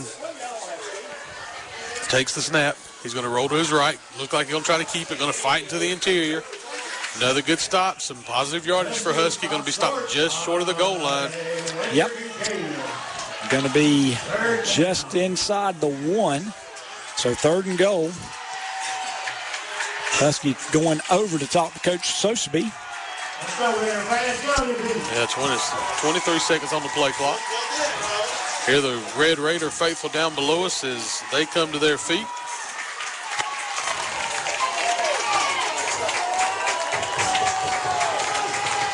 Play clock down to 9, 8, 7. Down to 4. Husky's going to take the snap. He's actually looking to pass, and wide open is A.J. Adams in the end zone for the touchdown. That was a great drive by the Chargers. I tell you what, Coach, we talked about possible momentum shift. Crest with the onside kick recovery, drive down for the score, make it 21-13 now in the No Malarkey Mr. Sparky scoreboard, and that's going to bring Sanchez out to attempt the extra point here for Crest. And our extra points are sponsored by Classic Ford of Shelby. Yes, they are. Big thank you to the fine folks over there at Classic Ford. Sanchez marks it off. There's the snap. Kick is up, and this one's blocked. So that's going to make it 21-13. No Malarkey Mr. Sparky scoreboard. You're listening to high school football right here on WOHS. Shelby's CarQuest parts store is Shelby Auto Plus CarQuest, locally owned and operated. See Their Charles big grab by Collins as he's going down, but they're going to, one referee comes over and says, that hit the ground. It's incomplete at the 25. The extra point. Yeah, I don't think Ryan there. Thompson. Guy Make coming sure from the back. 2-yard TD of the end reception zone by there made the call, Thompson. not the official on the side of the field there, and that would, nevertheless, it will bring up 4th down now for Hendersonville. Yeah, they're in Chase territory. This is going to be interesting. They could try to really back up Chase, either putting the punt inside maybe the 10 or the 5. Always dangerous. Jahari Mosley back there on the return there for the Trojans. And it's Cooper King coming up with the punt of the pigskin presented by Corner Barbecue. And a reminder that they cook that barbecue fresh and on site. There is the punt. Mosley's not going to go after it, and thank goodness it will roll into the end zone. Now we have a Boston Flores penalty flag down on the field there. Let's see what the call is going to be. Between the punter and one of the defensive backs there, looks like for Chase. I, of course, was watching the football go to Mosley, so I did not see what was happening back here where the punter was. This could be an interesting call coming up here. Dead ball foul. Does that mean the offense is going to be able to come back on the field here? I think they'll probably be after the play there. They'll force the penalty. Looks like that's what they're going to do there. Okay, thank goodness. Yeah, that would have been a huge call against Chase special teams there. Well, it didn't end up being, like I said, I was looking towards the end zone. It was not that the punter was run into or anything like that. No, it looks like it was just the punter was trying to get down the field to see if he could down the ball, and it looks like one of the Chase special teams held him up there, calling the penalty after the play was over. So Chase has got their work cut out for them right here. They do lead 14-7 on the Stanton Enterprise McDonald scoreboard. 10:29 to go in the third, but they're going to have to go some 90 yards as they're going to be backed up after that penalty flag. It looks like number 10, Jalen Rudolph, was going to start at quarterback for Chase in his second half. Able to do some good things in the run and the passing game here. Let's see what Chase elects to do on their first offensive possession of the second half. Got to be very careful down here. Rudolph will hand off. All right, guys, welcome to the halftime show of the Red Zone Radio channel. Kevin Hastings here. I'm going to give you guys some it's highlights time. Y'all ready for some highlights? I know y'all can't hear it right now, but I still got that game in my ear. Let me turn that off so I can concentrate with you guys. Let's see some highlights. You guys see the scores right now. Let's show you how some of these games got to where they're going. So let's start. We're going to start over. Looks like at West Lincoln.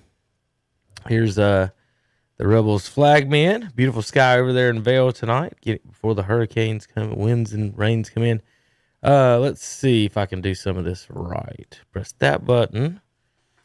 And that one. And if I do this right. Yeah. That is Bunker Hill and West Lincoln both entering the field.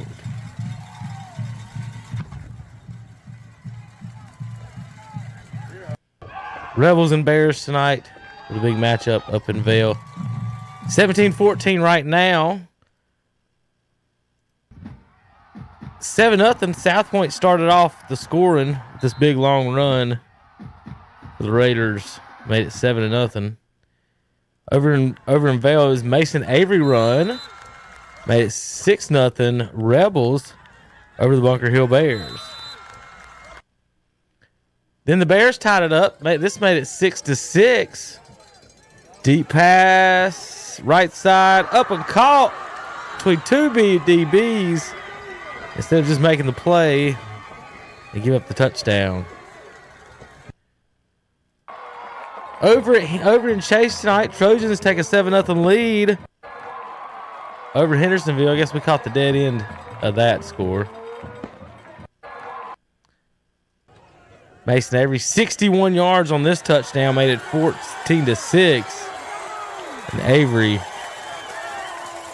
is just eating up in Vail tonight. Hope he gets how many yards he gets. Big touchdown there, number 2. Good catch for 2-point conversion. That made it 14-14. Bunker Hill and West Lincoln makes the touchdown there. The 2-point conversion tied it. South Point goes up 14-7 on this run up the middle. Every play, got to hit that fullback. About said Lenore Ryan. Bunker Hill, field goal. 17-14, squeaks right through. 27 with a kick and almost barely made it over for the. Don't matter how far. Counts as 3. This South Point touchdown made it 21-7 on the pass.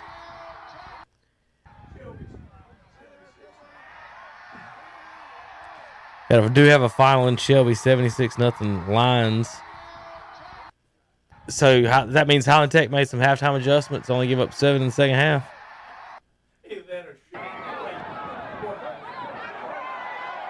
This next pass, I don't even know what to say about this play. Quarterback, I think that's Mitchell, drops the ball. It bounces right back in his hands. He tosses it up and into no man's land, basically into Riesma. Comes down with, look at this play, Dennis. Bobbled, bounced off the ground, caught it, just tossed it up, and then to Riesma. Matt Gosen makes the play. He's silly. This made it 14-7. This is Hendersonville cutting the score here. Handoff off the right side. This is Crest's second score. This made it 21-13. The extra point was blocked. Slant pass there from Husky. That's not Green. That's Green right there, number 6. So I think he said Addison caught that pass. Might have caught that touchdown. So South Point may have scored again, Kevin, because Crest had them bottled up and just where they wanted them, and whoops, there he went. Well, last thing I saw got 21-13. We'll pull them right back up. Here's the latest score. We got Mason Avery with a touchdown. This makes it 21-17, and Avery is out. Mason, our cameraman's just stayed right in the middle of him. That's funny, Mason Avery. All right, so there's the place for tonight. That made it 21-17 Rebels, so we'll update that score on the board. And all right, Dennis, I'm gonna pull this up really big for you, and we can start reading some scores here for the folks watching the Red Zone channel right now. We'll get you right back into some action here in just a few moments, folks. In the Burns and Bessemer City game, it's Burns 41-0.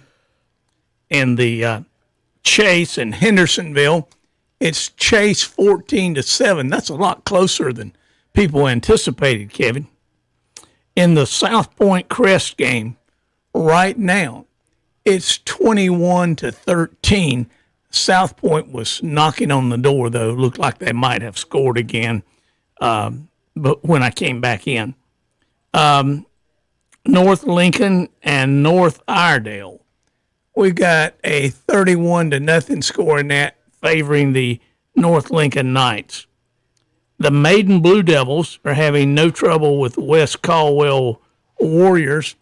That score right now is 53-0. I think I predicted 52-10. I was a little off on that one. Bunker Hill and West Lincoln. 31 West Lincoln, 17 Bunker Hill. In the Bandy's Trojans, Lincoln Wolves games, it's Bandy's 27, Lincoln 21. In the Newton Conover Red Devils versus the East Burke Cavaliers, the score we have right now is 21-7 with Newton Conover ahead. Stuart Kramer Storm playing the Hunter Huskies, and right now that is 0-0, or we just don't have a score. Ashbrook Green Wave versus the North Gastron Wildcats. It's the Green Wave 19, the Wildcats, 14. So that's a close one there. We've got the Patton Panthers versus the East Rutherford Cavaliers, and that is Patton 18-0 over the Cavaliers. Polk County Wolverines and RS Central Hilltoppers, 0-0 is what we have right now. No scores have been reported on that one. If you know that score, call us in. East Gaston versus Thomas Jefferson Griffons, it's 21-8 in favor of East Gaston. Highland Tech Rams and the Shelby Golden Lions. We do have a final in that one, folks. 76-0. In the Pine Lake Prep and Christ the King, we don't have a score in that one yet. In the Community School of Davidson versus the Carver Yellow Jackets, it's Community School of Davidson 42-0. In the Mountain Island Raptors versus Winston-Salem Prep, we've got a score of 0-0. In other words, call us if you got a score on that one. Statesville Greyhounds playing the Fred T. Ford Tigers. In that one, we don't have a score either. And the St. Stevens Indians versus the Hickory Red Tornadoes. Likewise, we don't have a score yet in that one. Freedom Patriots versus the High Brighton Panthers. That's 14-21 in favor of High Brighton. West Iredell Warriors versus the East Lincoln Mustangs. I would suspect that this is about right. It's East Lincoln 36 and West Iredell 0. Alexander Central taking on the Ashe County Huskies, and that's 0-0. We don't have a score on that one. Kings Mountain Mountaineers and the Forest View Jaguars. Kings Mountain doesn't seem to be having any trouble tonight. It's 35-0. Pisgah Bears and the Franklin Panthers. We talked about that earlier, and the Panthers seem to be cruising right along tonight with a 19-0 score at this point. Tuscola versus North Henderson, and that's 0-0. We don't have a score, nor do we have a score in the Watauga game. Smoky Mountain Mustangs versus West Henderson Falcons, 16-0 in favor of West Henderson Falcons. Central Eagles versus the East Surrey Cardinals. That's 21 for East Surrey and 12 for Wilkes Central. Kevin, that's what we've got so far. Need a few more scores if you can find them, or people call in and let us know if you've got a score on one of these. That East Gaston now is a final. They started early for that one. Okay. They started early, didn't quite take care of business like they probably needed to there, but East Gaston does win 28-16 final over Thomas Jefferson in the 1A, 2A, Southern Piedmont 1A, 2A. All right, folks, we're going to get you back to some more action on the field. We'll have you some more highlights here in just a little bit, coming up about 9:30 with some more highlights. Then we'll have final scores and more coming up on the post-game show. Follow along at KTC Broadcasting and at What's Up Shopper on Twitter for scores and highlights. All right, we're going to send it out to probably let's check in one more last time on Burns. Well, they just scored. Johnson with the scoop and score from 30 about yards. 30 yards out. Third fumble recovery, and the turnovers have really bit the Jackets tonight, Brian. They have. All of them have directly led to Burns scores, and now we will have a running clock, or should have a running clock. Should already have a running clock. It's 47. There's a flag on Sorry, the field. you folks can't hear it. Oh, we still had our mics on. Let me turn them on. Well, we're going to have to update the scoreboard. It might have been unsportsmanlike after the play. No, they're bringing it back. They say no. And I don't know who's going to keep possession.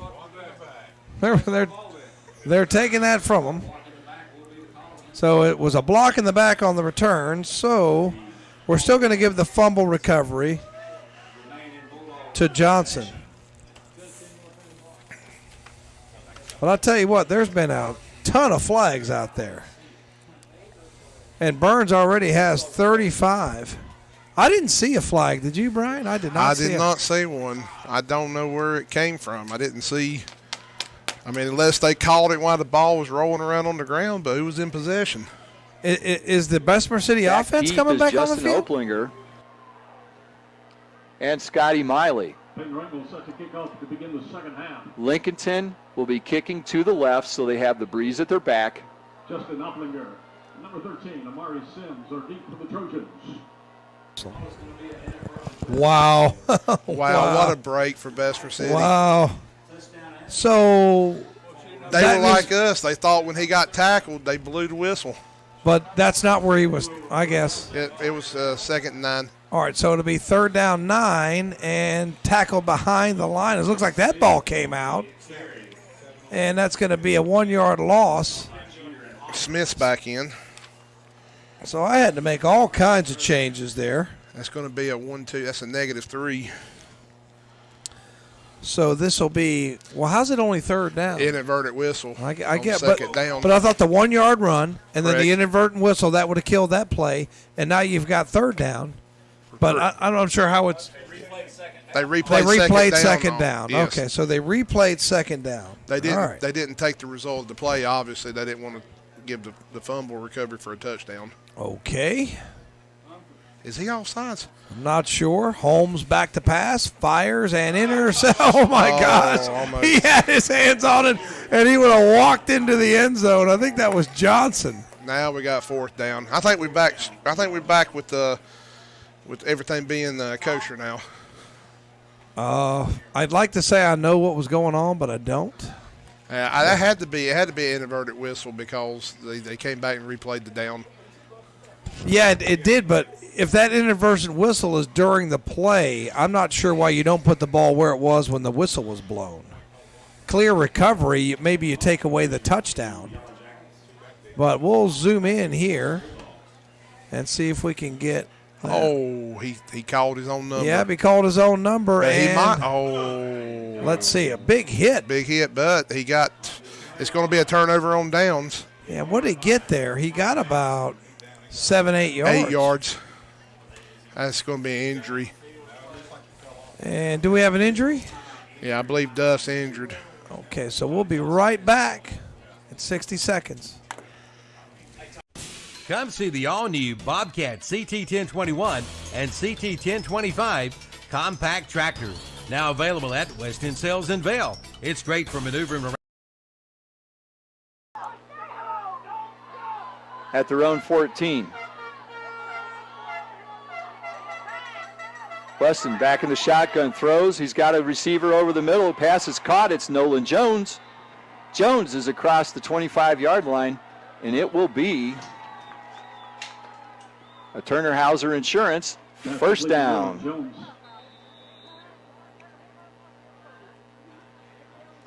So a gain of 13 on the catch. Making the tackle. And it'll be first down for Bandies. Now at the 26-yard line.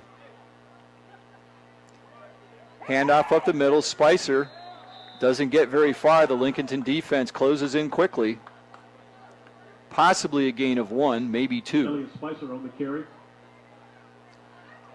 Thomas Heath making the tackle. We'll give him 2 yards on that one. So it'll be 2nd and 8. 1, 2nd down and 9. Just underway in the second half. We're going to have a late finish here after all the fireworks. 2 wide receivers to the right. Weston in the shotgun. Hands off. Pitches to Nolan Jones, trying to go around the right side. He's met. Nice open field tackle by number 4, Ian Stansel. He had a hold of Jones' jersey, held him up long enough for the rest of the defense to help make the tackle. He gets out to the 30-yard line, so possibly a gain of 2 there. It's going to be 3rd down and 7 from the Trojan 30-yard So it'll be 3rd and 6 from the 30-yard line.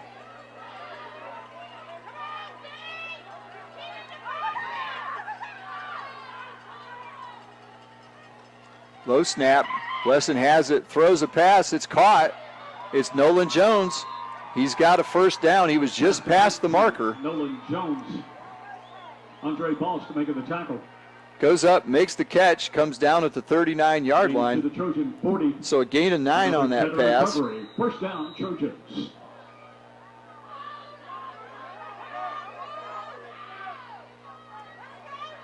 So it'll be another Turner Hauser Insurance first down for the Trojans, as they're now out to the 40-yard line.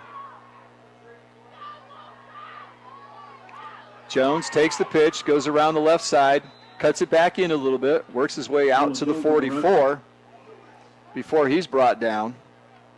G. Walker on the tackle. So a gain of 4 for Jones, as he's closing in on 100 yards, currently at 86 for the game. Bandy's quickly up to the line, 2nd and 5. Closer to 6. Wesson changes the play. Handoff, it's Jones in the backfield. He stiff-arms Stansel, works his way forward, dives to the 48-yard line. He was chased by Stansel again, and Andre Boss finally came up to help bring him down. So another gain of 4 yards. 48-yard line. It's going to be 3rd down and 2 for Bandy. And it'll be 3rd and 2, just short of midfield. First possession of the second half. Bandy's has already had the ball 4.5 minutes, and they're still in their own end. So a grinding possession here. 1 wide receiver each side, I formation. Wesson pitches to Jones. He gets around the outside on the left. Flag comes in late in the play. Jones got around the left side, got to the 40-yard line, but we'll have to see. There was a flag thrown from the near side. We'll have to wait and see what the call was. It was well away from the play. Personal foul against Lincolnton. Against the Wolves. And it was well away from the play. The play went to the far side on the left. The penalty was way back here at the hash marks on the right side. Tegan Strutt comes to the sideline pleading his case. Not sure if it was on him or not. But he's out of the game. And they've now marked the ball down to the 33-yard line. First down for Bandies, as they're across midfield and into Wolves territory. Wesson keeps the ball, faked it to Spicer, but kept it around the left side, gets down to the 29-yard line. That'll be a gain of 4. Wyatt Wesson keeps the ball for the Trojans. Peyton Rangel making the tackle. So it'll be 2nd and 6. To the Lincolnton 30-yard line. Ball's on the 30. Down at 6. 2 wide receivers to the right. Wesson hands off to Jones. He looks inside, breaks it to the outside, tries to get around the corner, but he doesn't get it very far. Ian Stansel with a nice shoestring tackle. Grabbed him around the shoe and wrapped him up and held him to a gain of 1. So good play by Stansel out on the in open territory.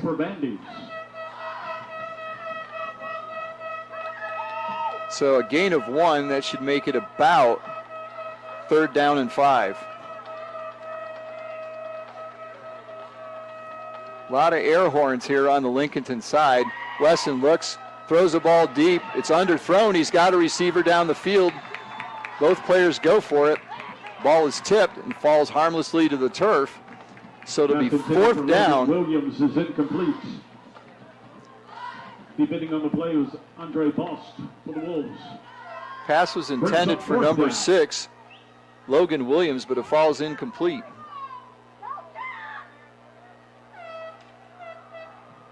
So 4th and 6, their own 29-yard line. If they were to kick this, it'd be a 46-yard attempt. But Bandy's is lining up in their offense. So doesn't look to be a punt. And they take a timeout quick before the clock runs out on the play clock. Of our 50-50 drawing coming up at the end of this quarter. So we'll keep it here. It should be a quick timeout. They took it just to avoid the 5-yard penalty. At the end of this quarter for the drawing. And we'll see what the Trojans decide to do now. They tried to draw them offside. It didn't work. So they took the timeout.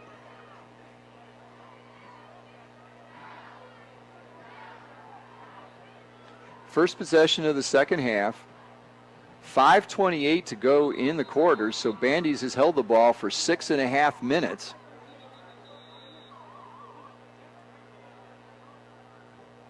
They've moved the ball from their own 14 to the Lincolnton 29-yard line, but now are facing 4th and 6.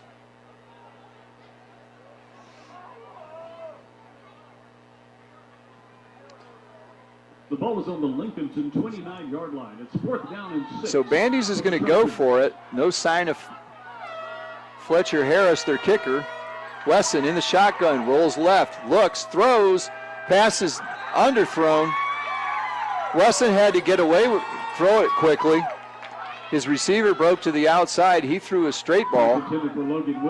Falls harmlessly to the turf. And Bandy's will turn the ball over on downs. 1st and 10 Lincolnton from their 29-yard line.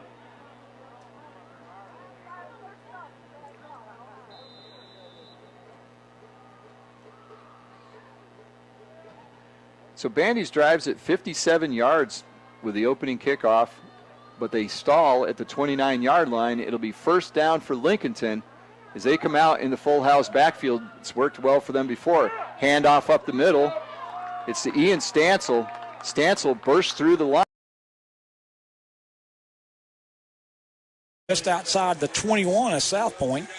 Again, nice drive by the Chargers. They just need to get this in the end zone quickly, Rob.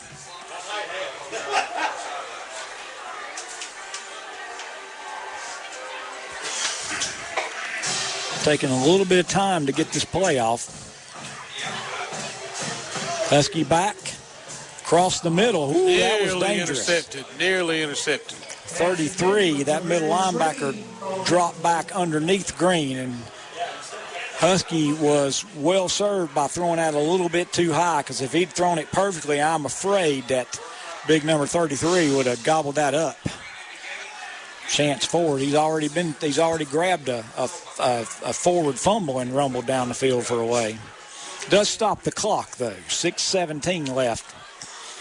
Chargers at the 22, maybe the 21 of the Red Raiders. Trips to the right. handoff to Carson, and just not a lot there. He's going to get about 2 yards. Yeah, good job there by the interior defensive line of the Red Raiders. And if you're saying, why in the world's Crest running that for 2 yards? Well, I can tell you this. The plan was to run it for 2 yards, but when you've thrown it about 6 straight plays, you start thinking you can pop that open across the middle and get big yardage. But South Point stayed at home. 3rd and 8. Husky takes the snap, looking over to the left side. Got a man in the zone, and he just can't hang on to it. Yeah, that was a nice throw, and it got into his chest, and it bounced out. And I believe that was Deshaun Corey, intended receiver there.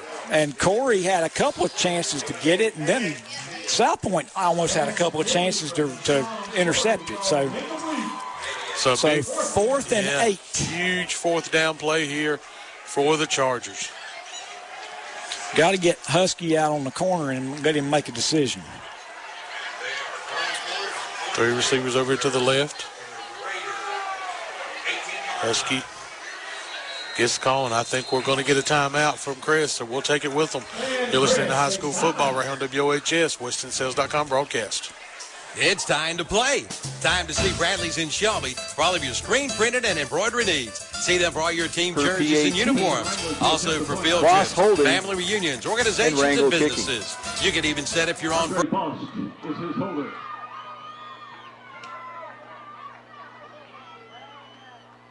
Snap, hold, and it's blocked. Now Bose picks it up.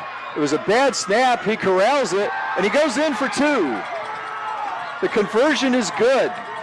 The snap was low. Boss scooped it up, wasn't able to get it down. He picks it up, runs around the right side, and the 2-point conversion is good. So on the First Federal Savings Bank scoreboard, it's Lincolnton 29, Bandy's 27. We'll be back on the high school football game of the week. A 60-second timeout. This is KTC Broadcasting. But South Point Chargers need this first down. Husky drops it back. There comes pressure from South Point. Husky looks downfield. He got a man in the corner, and it's either picked off or incomplete. It's incomplete, so South Point will take over right there. Intended for Green.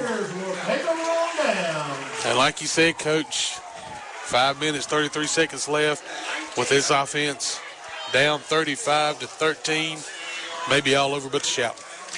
Yeah, and it was a nice drive. It just weren't able to convert toward the end. 5:33 left.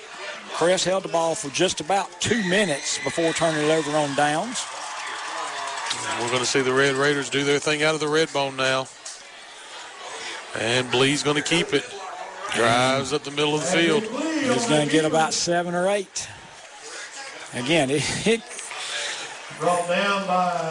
is just all going east to west, and I know Austin, he's more of a north to south runner there, leaning behind that big offensive line. Let's see if Chase continues to keep it on the ground right here in the fourth quarter.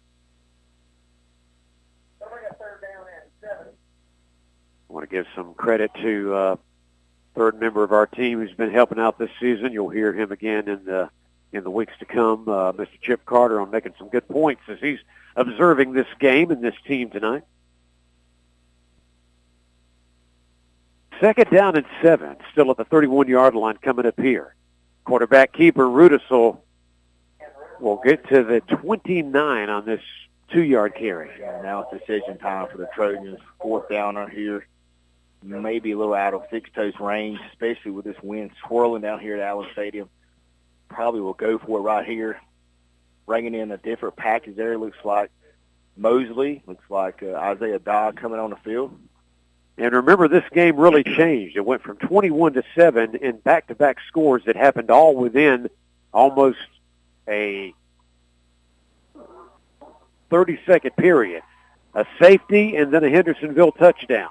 And that's how they've got this lead down to only 5 now. This is a big play coming up for Chase. Rudisell looking, but before everything, the play is stopped. We have got a Boston Flores penalty flag. And that's a killer right there for Chase High School. The 5-yard penalty. Now it will be 4th and long now. I don't know if they were thinking a short run by Rudisell but now they'll probably try to do something in the passing game here. I think they'll still go for it here, up only 5 points, and that may not be enough to hold off the Bearcats, especially in the last couple of series, looking very good for Hendersonville. It was a 5-yard penalty. Takes them back to around the 34. I think you got to get your playmaker right here. Tavon Derisma's been a playmaker for from 2 years right here. Let's see if they can get number 9 open there. Rudisell wants to go to the air, apparently, looking, not go where to go. He's almost sacked. He gets away. He's still going to let it fly. And up in the air, what a jump by Derisma. How did he bring that one in? He jumps above the defender at the 11. He comes down with the football. He takes it to the 5-yard line. Yeah, good play by Derisma there. Rudisell was looking his way the whole time. They were able to take that ball out of the kid's back hand. So good job at number 9 for the Trojans there. You ever thought about going into coaching? The 10, pulled down at the 5-yard line by Anthony Yes, Odom. if you're shocked, I was talking to you. There's a flag back at the 49-yard line. I think they're going to call Jones for the push-off. He used his right arm to push off the defender and get a little space. So that will all come back. A 75-yard pass and run down to the 5-yard They got line. so many great athletes. Derisma's one of them. Hey, he's going to come in and take the snap of the ball, but then he's going to hand off, and it's going to work out, I think, stretching out. He put it in the hands of Brennan Austin. Austin runs it in for the touchdown.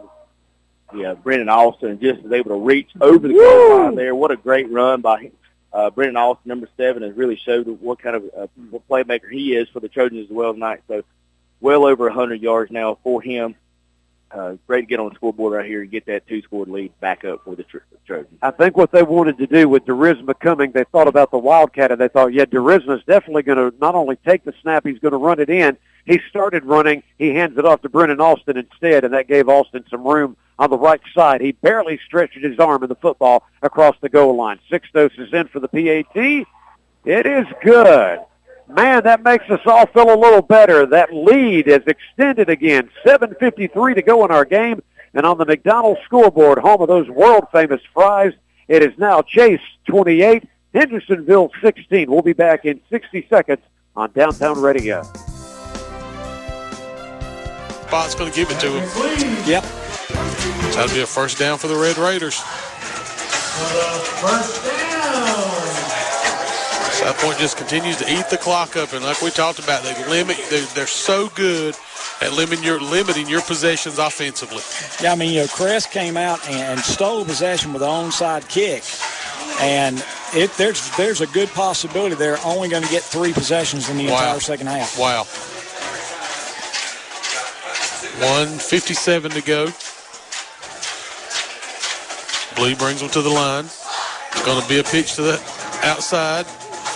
Crest there on the scene, able to make the tackle. Yeah, Crest has done a really nice job against the quick pitch. There was only like there were two plays that were pretty good plays for South Point, but that's no gain at all. But the problem is we're down to 1:30 left in the game. Yeah, by the time they snap this. Unless Crest wants to use some timeouts, it's going to be hard to get the ball back. Yeah, down to 1:20, 14 seconds on the play clock. No hurry from the Red Raiders. Blee walks to the line, gets them set. He's going to keep it, plow ahead. Again, the quarterback off tackle, and he's going to be almost to the 48-yard line, so it's going to be 3rd down and 4. And we are now inside a minute. So basically, unless Crest takes a timeout or there's a turnover, the game's going to end with the ball in South Point's hands. Absolutely. No hurry from the Red Raider offense. Play clock at 17. 35 seconds on the game clock.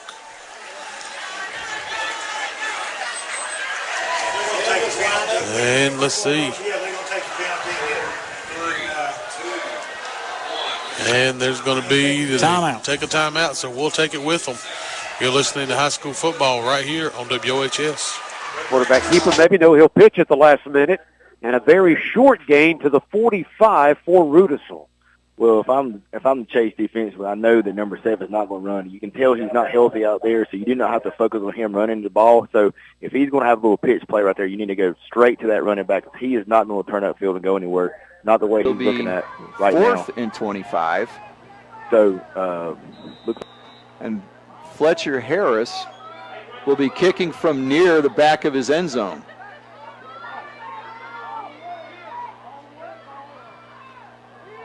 Harris gets it blocked. Good.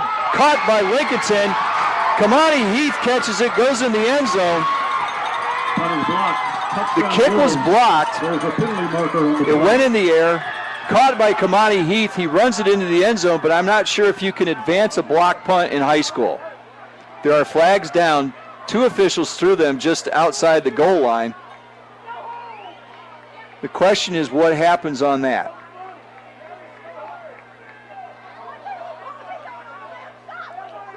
So Lincolnton broke through from the far side, blocked the kick by Harris, fell into the hands of Heath, but now what happens? He caught it at the 2-yard line. Walked into the end zone, but we'll have to see what the call is.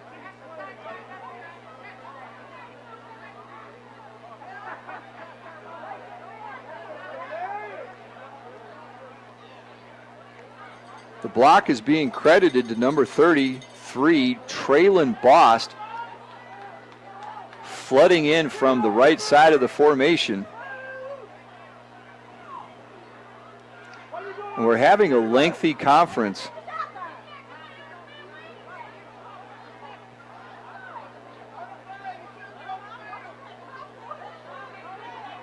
There's also, I'm trying to see what's going on. There may be a player hurt for Bandy's, and that's what the delay is.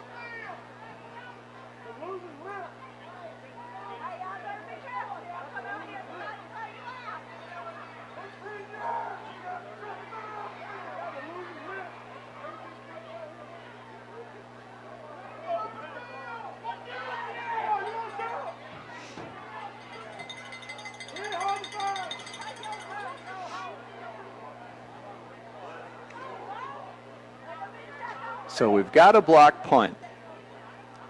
We've got an injured player that's being helped off the field. They're having trouble getting him to the sideline. And now they are saying they're signaling personal foul, face mask against Lincolnton. They're okay. The kick is blocked. Now this is confusing as all get out. First signal was touchdown, then they signaled 2 penalties against Lincolnton.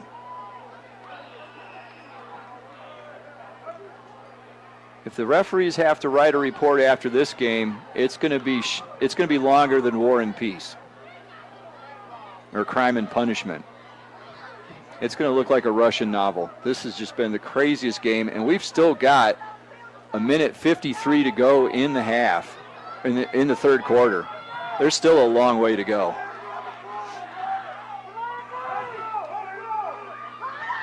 So the block punt appears to have been run into the end zone by Heath for a 2-yard touchdown. Peyton Reynolds to attempt the point after. Lincolnton is lining up at the 2-yard line. The Wolves are lined up to attempt a 2-point conversion. And will go for 2.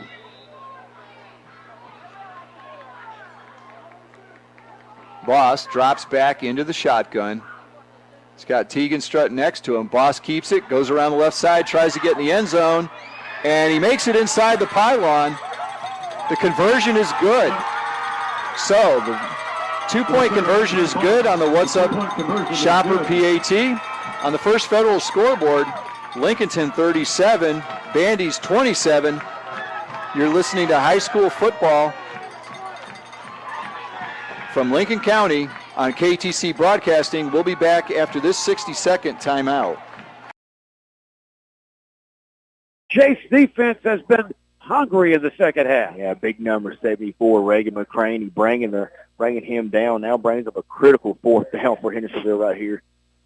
Great push by number 74 right there, getting in the quarterback's face and is able to bring him down.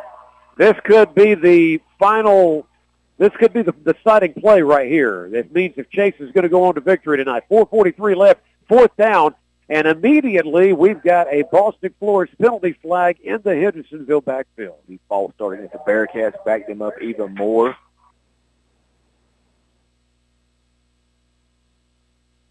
JB, you've been a resident of Rutherford County your whole life. You've seen a lot of good high school football. There's been the ups and downs of Rutherford County football. This recent Chase team has been something special, and if they win this one tonight, this is going to go down as one of those big-time school wins.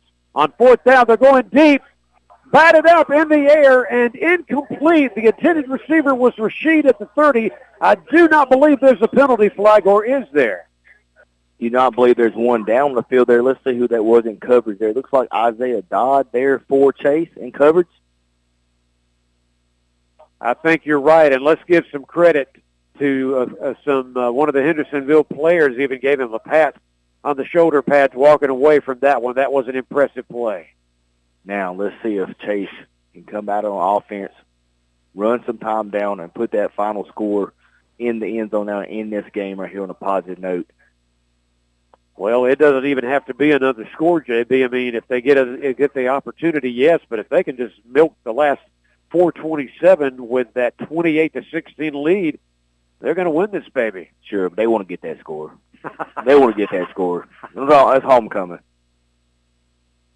Look at that. McSwain in trouble because he hesitated. It looked like he wanted to go the air. He held up, and he's going to be sacked at the 45. Right, but look what they were trying to do right there. They're trying to take that shot down the football field, put this game away right here for this homecoming crowd that came out and support their Trojans tonight. By the way, the sack was by a guy that also plays on offense, C.J. Landrum for Hendersonville, the big guy at 6'3", 270, number 44. Got a timeout on the field. Well, it's not just going to be any timeout. It's an injury timeout. Appears on the far side of the field. We've got a Hendersonville player down on his back. You have an update from Orange Central once again. It is now Polk 42, Orange Central 14 in that game. Chip Carter, let me bring you in right quick, sir. What's your thoughts of what you've seen in this fourth quarter tonight? Thank you, Paul. Chase is showing their mettle this evening. That's been quite impressive. We obviously thought this could be the game of the year for the county, and at halftime it was playing up to that, looks like, and we got into the fourth quarter. We had a tight game. Even to the end of the third quarter, we didn't know what to think of who was going to turn out to be the winner of this game. Chase has shown that this is a championship caliber squad, and they're doing all this with basically, I think everyone would agree, without their best player. And so you're just the weapons. Go ahead. Okay. Let's go over some scores, folks. Some of them are not final yet, but let's give you the scores that we have. In the Burns and Bessemer City game, we have a current score of 41-0 for Burns. In the Chase game, which is approaching about 3 minutes to go, we have a 28-16 score. The South Point Red Raiders and the Crest Chargers are getting down to the wire, and it's 35-13 in favor of the Red Raiders. The North Lincolnton Knights and the North Iredell Raiders, we have that one 38-7. It is not over yet. In the Maiden versus West Caldwell Warriors, this is not a final, but it's 53-0. Bunker Hill Bears and the West Lincoln Rebels is not a final, but it's 28-17 favoring the Rebels. In a wild game tonight at Lincolnton and Bandy's, it's currently Lincolnton 37, Bandy's 27. East Burke and Newton Conover. That is currently Newton Conover 28, East Burke 14. We don't have a score on that Stuart Kramer and Hunter Huss game. We'll get it to you later. Ashbrook and North Gaston, what we currently have is 19-14 favoring Ashbrook. In the Patton versus East Rutherford Cavaliers, it's now 16-0 favor of Patton. Polk County versus RS Central Hilltoppers, we do not have a score in that game. In East Gaston versus Thomas Jefferson Griffons, we have a final score. 28 for East Gaston, 16 for Thomas Jefferson. In the Highland Tech Rams versus the Shelby Golden Lions tonight, we do have a final. Shelby was able to squeak by 76-0. In the Pine Lake Prep versus the Christ the King, we don't have a score. In the Community School of Davidson versus the Carver Yellow Jackets, it was Community School of Davidson 42, Carver nothing. The Mountain Island Raptors versus the Winston-Salem Prep, we do not have a score yet. In the Statesville Greyhounds versus the Fred T. Ford Tigers, we currently have a score of 21-7 in favor of the Statesville Greyhounds.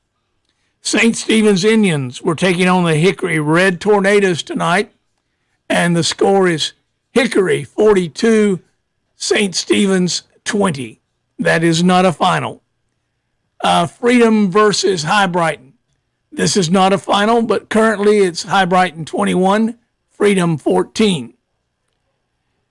In the Alexander Central versus Ashe County Huskies, right now we have a score of 36-0 in favor of, that's the East Lincoln Mustangs score. East Lincoln 36 and West Iredell nothing. Ashe County versus Alexander Central, we do not have a score in that game. Kings Mountain is up 48-0 over the Forest View Jaguars.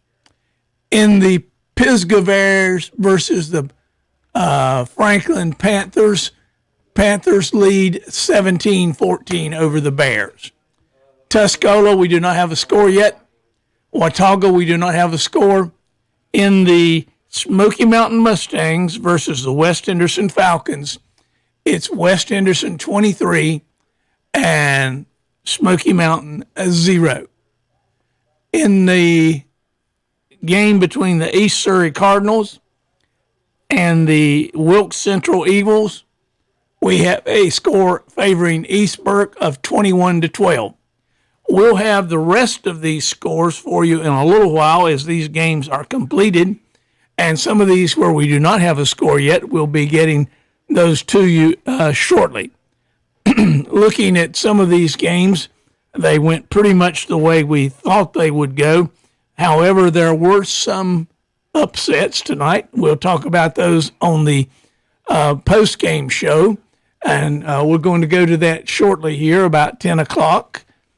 And we have several of these games completing, and then we'll be filling you in with the rest of these scores.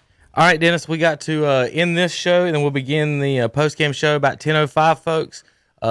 We still have a game going on between Lincoln and Bandy's. We're going to pick that up on the radio. We'll be right back here on KTC Broadcast in just a few minutes for the post-game show. Thank you, folks.